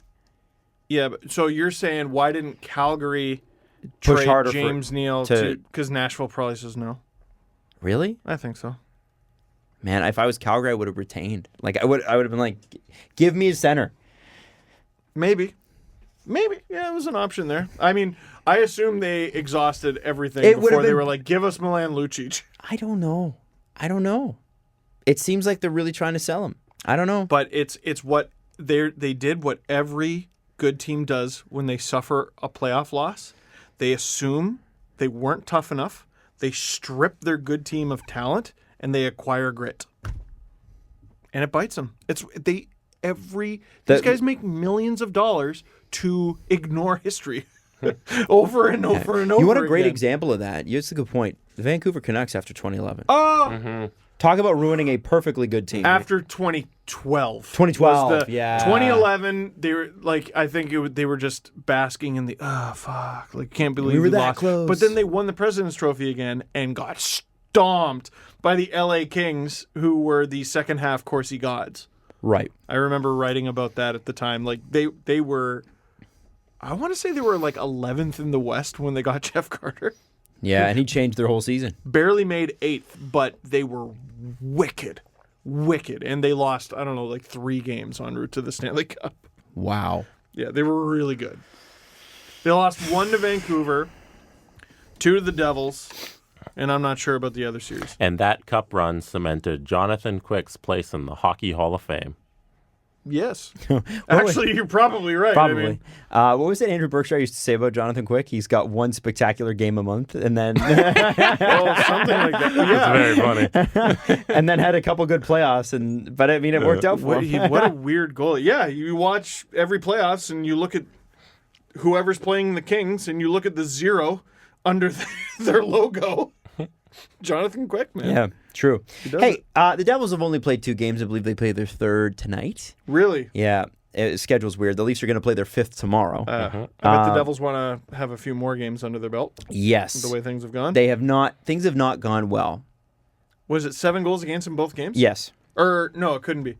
5 Wait, 5, yeah. to the Jets. One of them being a And then a shootout. 7 to Buffalo.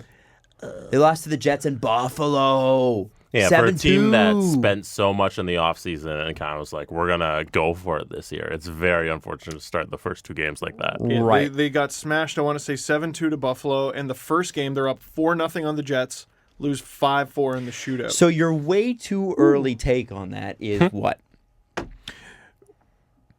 Well, Corey Schneider wasn't great, and then he got hurt, and then they went to Mackenzie Blackwood, and he wasn't great. And Because that's they another didn't team fix where their I'm like, goaltending. well, I look at the Devils, who there was reason to believe they're. I guess with both the Devils and the Sharks, there was reason to believe there would be a little bit of a bounce back, but like it's such a much softer goalie market this year than it was last year. I don't understand how the Devils or the Sharks don't go out and try to do anything. Anything. No, Blackwood's only played the 1 game. He But are you wasn't expecting too Blackwood to bad play more last than 30 year. games this year? Right. He's Corey Schneider gets hurt, But that's the point. Corey Schneider's always hurt. right? Corey Schneider's been hurt Yeah, for so 3 they years. should have gone out and maybe Come yeah. on. Well, and that was the weird part is that like I remember saying to you like a couple episodes ago, I was like, but who's the Devils goalie? And you're like, Corey Schneider. I was like, what? Yeah, that was a question. And you were like, yeah. "Who's the backup?" I'm like, Mackenzie Blackwood. Like Keith Kincaid carried them to the playoffs 2 years ago. Yeah, and then last year he just got set on fire. Yeah, because literally doused and set on fire in public, night in and night out. He was, dude. It was unfair. My Dang It's videos. It was Every week there was a Devils thing. And I was like, guys, it's nothing against you. I'm sorry. It's just every week. Remember the Riley goal last year against the Devils where he actually apologized to Kincaid? Yes. It was like 2 seconds left in the period. He just throws this soggy fart on net, and it just whizzes through him. It was terrible. The Blue Jackets, because they were allergic to draft picks, were like, yeah, we'll get Kincaid before the playoffs start. Man, he had a tough go. He That did. whole team had a tough go. Does Taylor Hall have a concussion?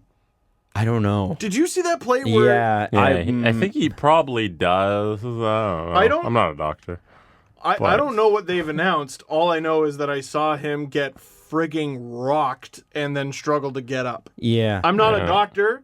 I don't claim to be one. All I know is it looked bad. He was at least winded. It's an NHL concussion, which would be like a non-cussion. Oh, non-cussion. oh boy. Yeah. We don't use those words. Nope. We keep saying, I was just looking at Carolina's cap friendly because we keep saying, oh, this team should have done this in the offseason. They should have shored this part up. And it seemed like Carolina is the team that actually did all of those things that were like, hey, you should have got somebody for your defense. And they went out and got Jake Gardiner. You should have shored up your goalie situation. They went out and got James Reimer. Hell yeah. And then look at the start that they've gotten off to. And Mrazek's their other goalie, right? And Reimer Mrazek, yeah. Reimer made 47 saves last night. That's Old school Reimer game. Old school. He's only good when he hits 40 shots. Right. Man, you know what? He's been in the league enough. You know, remember when they were like, oh, he gives up so many rebounds. That's why he stops so many shots? No, he's been in the league long enough, and he's put up enough of those performances where I'm like, maybe. But it's fun. Yeah. It's a lot of fun. Anyways, I thought that was just funny. Just all these things we keep saying about all these teams, and it's Yeah. like Carolina did it. Because Don Waddell is a G, and the way he leveraged against there's a whole story that we talked about when they were going to replace Paul Fenton in Minnesota, and you could go back to the Minnesota episode from the summer. I won't re-explain it, but Waddell. Where we read the whole Michael Russo. Yeah, we read the whole Michael Russo article, and then Don Waddell while we were on the air re-signed in Carolina because they were paying him nothing in Carolina because Tom Dundon was like, I'm worth it because I'm going to dump $250 million into this football league that's going to fail, but I won't pay more than $400,000 for a GM. You know who I'm going to underpay? The guy in charge. Yeah, the guy on the team that's actually doing a great job. So he was good for Don Waddell. He negotiates for a living. He negotiated and he did well. And Eric Tulsky. Yeah. Well, yeah, but I mean, Carolina calls, click, really. hang it up. Hang it up, they're robbing you. And low key under the radar too. Calvin DeHaan is no longer there. He's in Chicago. He is in Chicago. I am 100% convinced by the end of the season, Eric Tulsky will have at least. Who is Eric Tulsky? So he was a super fancy stats nerd scum, like a lot of people, blog person, and now he's the AGM of the Carolina Hurricanes. Amazing. He's by the end of the season, he's going to have 6 GMs like bank pins. Just ripping people off in trades got boring for him, and now he's just ripping them off financially. Yeah. Yep. Just straight up committing robbery. Crimes. I want to follow up quickly on the Patrick Marleau stuff. There's two things afoot, guys. First off, Sportsnet Stats, the second best stats Twitter, says the Sharks have agreed to sign Patrick Marleau. This is an hour ago. His 788 consecutive games played streak is still over. Still alive. That's what they And say? is the 6th longest in NHL history. Now, hold on a second. Callie at Van Kest-Zach, who follows us and listens to the show regularly. Hi, Callie. She said, weird. It looks like the NHL has removed him from the most consecutive games played page. So I've got that active right now on my screen here. If you go to the skater records for most consecutive games played in NHL history, all time, this is an active. Patrick Marleau is on that with an active A next to his name. In 6th place with 788 games. Now, if you go to the records for most consecutive games played active, he's been removed from the list. And I assume that is because he wasn't an active NHL player until he plays another game. But the all-time list still marks him as active, so that means his streak is still alive. So, Steve, you are wrong. Adam, I'm right. you are correct. They're wrong. Connor Brown, by the way, is in the top 10 of current active players. 248 games played. So is saw Adam that. Henrique. Willie Nylander's 15th. Wow. Wait. No! That's trash. He shouldn't be. Yeah, he is. No! What do you mean? Because he missed 3 months. He wasn't under contract. No, that's not has nothing to do with it. That's not what the Ironman streak's about. The Iron Man Man's- is being about being iron and injury. You're missing man Injury-free. games. He signed before the Minnesota game, and he didn't play in the Minnesota No, game. it's not a Willie Nylander streak sign on is- the dotted line streak. I It's a farted on Willie Ironman. Nylander streak, and I farted on Patrick Marleau streak. I spit on them. You're so wrong. They smell of elderberries. And they're, what is it? Their mother's a gerbil? Yeah. I don't know.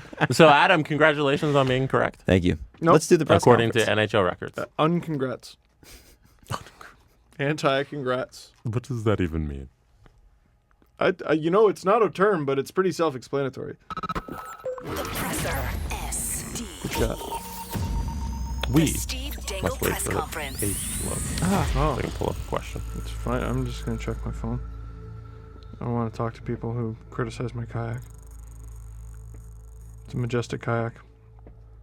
Steve, where do people go to donate to your Easter seals? My pin tweet. Adam, where can people go to donate to your Easter seals page? I will have to post that Yeah. and pin it. You couldn't possibly do it right now. No, I can't do it right now. I'm on my phone. No, I'll do it tonight because I don't. If I tweet it now, then it's not gonna really, it's not gonna really make a dent. I want to wait till people are home. Yeah. I mean, you could. But I can put it on my Instagram. You can and always stuff, pin too. it. Yeah. Yes. And you can also go to my profile, to my pin tweet. I need $900. This is from Red Shark Pack. When can we expect the video of Steve working out with Coach Jeremy? Oh, I don't know. You'll have to ask him. I spoke to him on the phone the other day, and the first thing he said was, "Oh yeah, I forgot I have that video." But now he's got a guy, I forget his name. He's literally hired a guy to come to his house and edit video. So hopefully he starts cranking out the content faster. But no, those videos and that footage, that's his. So I hope it goes up soon. It'll boost my subscriber count. I'm such a guppy compared to him. Coach Jeremy's huge. Have you guys played NHL 20, and what do you think? I have played it. I have my usual complaints about just idiots online and everything, but the gameplay itself is actually really good. I started playing HUT again. It's frustrating because they have these single player HUT modes where you can earn coins and packs and stuff like that, but it forces you to play them because I'm in tier 9 right now. I won 3 straight to Chris Wagner. With Chris Wagner on my he's my second line center. So then I go up to tier 9 and I'm playing against Ted Lindsay, Guy Lafleur, Chris Chelios, and John Gibson and net. Oh, there's your active guy. Just getting murdered by Can these... you buy cards? Can you buy your way up? Yeah, Is that how I'm people not do doing it? that. Okay, I'm just I'm not wondering doing how that. people end up with these cards. So because I've never really played HUT. No, well, they might have earned them with their single player modes, but Ted Lindsay, I don't know, you more likely bought it. Although I had Gordie Howe, because they give you these cards that are they'll be, oh yeah, you can play as many games as you want for 5 days, or Mike Richter is my goalie right now, but I only get him for I think 10 games and then he's gone. I can't. So you got to use him sparingly. Yeah, can't even renew his contract. And I wasted all the starts on tier 10. To get into tier 9.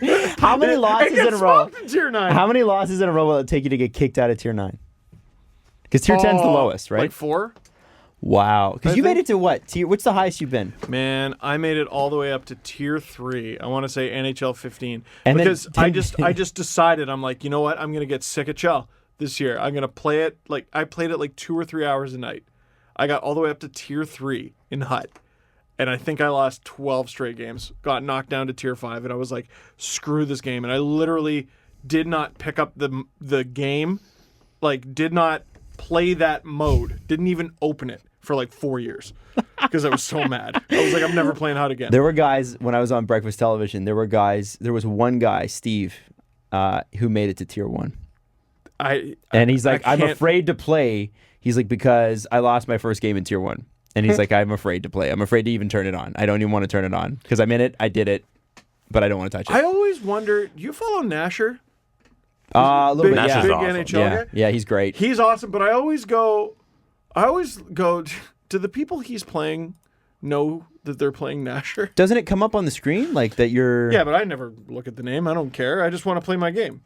Ooh, I think people would. I think, yeah, if you're all the way up there. When I was playing Fortnite a lot, because that's the game I used to play online before children and new job, it would say streamer.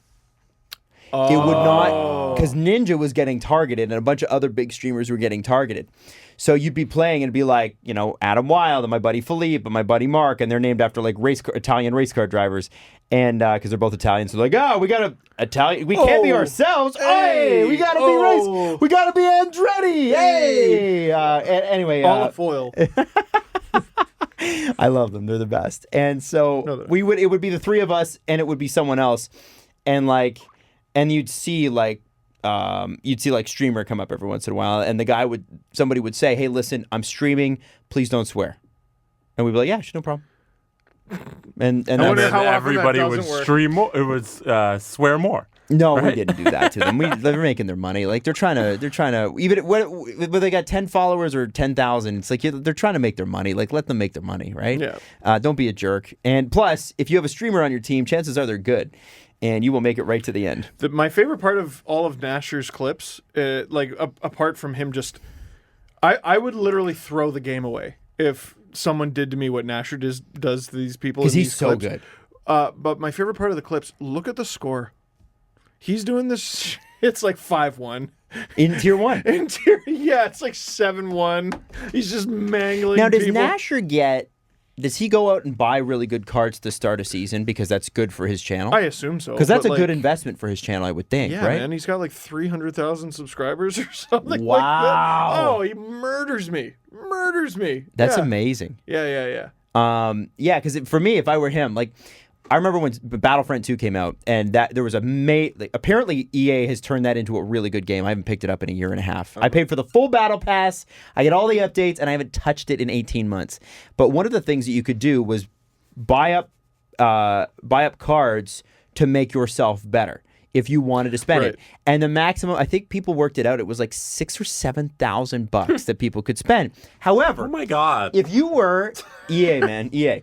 However, and that's why people were so pissed and people walked away from the game. Now apparently it's a really good game. They fixed all that. They took that all away, and also that's illegal in a lot of countries because it's considered gambling. The box system and whatever, the token system, whatever. Oh, right. So they can't do that the same way anymore. Is that anymore. like what the Paul brothers were trying to sell? Like, oh, it's this mystery box, and you pay whatever. Oh, I don't know anything about the Paul brothers. I don't pay much attention. Oh, that was bad. But the point I'm trying to make here is that the guys that were streaming Battlefront 1, who were really good streamers and who were really good players, instantly went in and said, I'll spend whatever it takes. Right. They'll walk in and they'll go, here's $7,000 because I'm going to make $100,000 off this year. It's worth it. They're going to get 3 million views on their YouTube video, and they're going to make back that money. 100%. Yeah.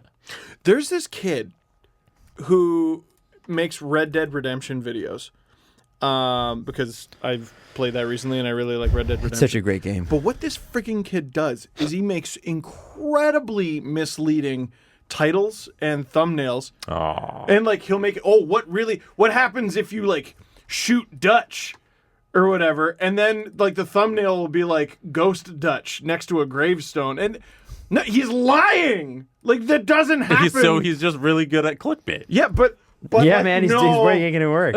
No, there's clickbait and there's outright lying.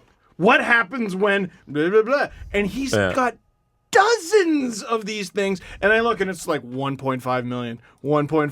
And I'm like, this guy makes over $100,000 a year probably. Off of lying.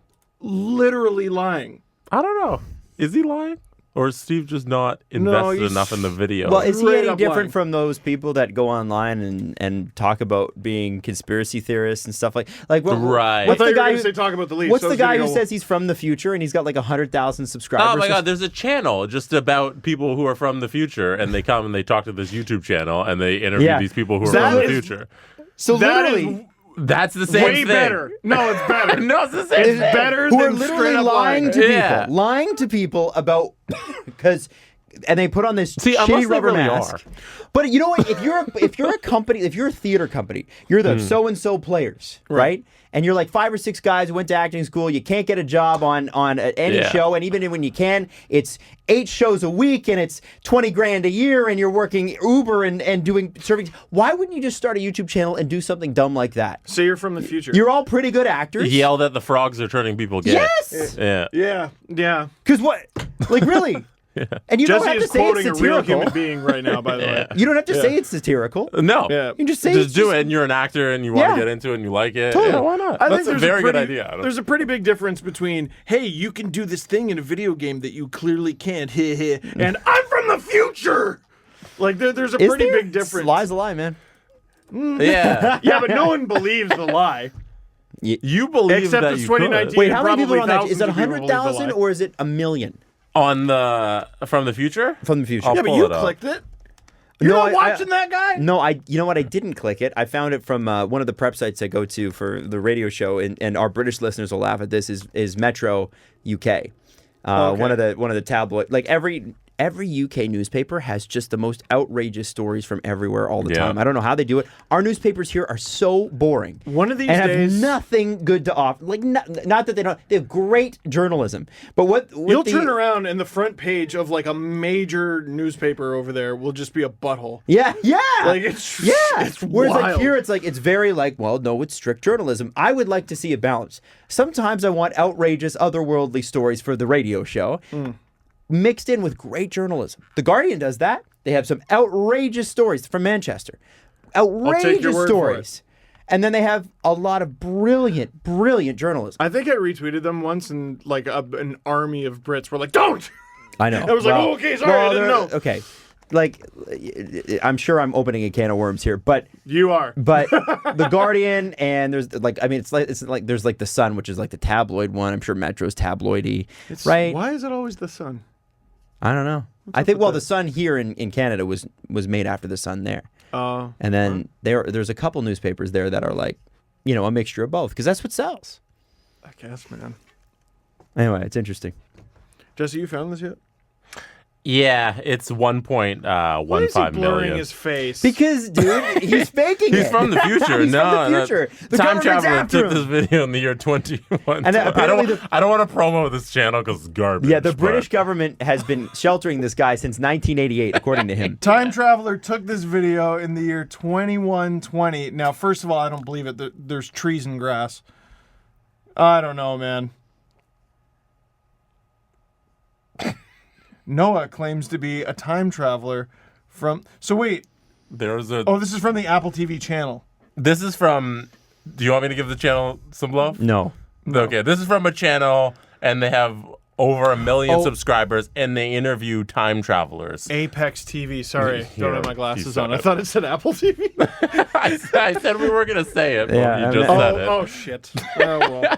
Anyway, so Apex they, TV, there you go. They Yeah. interview people from the future if you're interested. It's kind of trashy. You know what? If you want to, Yeah. hear someone from the future, you got Steve Dangle predicting the Leafs winning the Cup in 2020 on this At least episode. you're winning the cup this year, my friends. All right. With thing. that, we will leave you, and we love you. And I apologize to all the British listeners I've offended. I'm sure there's something problematic about the Guardian that I just haven't heard about yet. I'm pretty sure. Well, But, well, Adam, you lose some, you lose some. Yeah, that's the story of my career, man. Yep. We love you guys. We will see you on Sunday for our next show. Steve, how do you normally finish your LFRs? That is it for this one. Thank you very much for watching. Click like if you like this video. Click subscribe if you really liked it. Tell all your friends to donate to Adam, but not until he posts his thing. I'll post Donate that to tonight. Jesse instead. Go Leafs, go. Donate to me.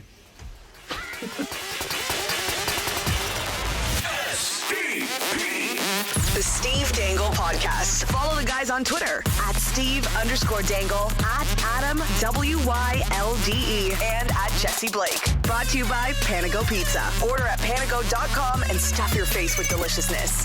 Connection.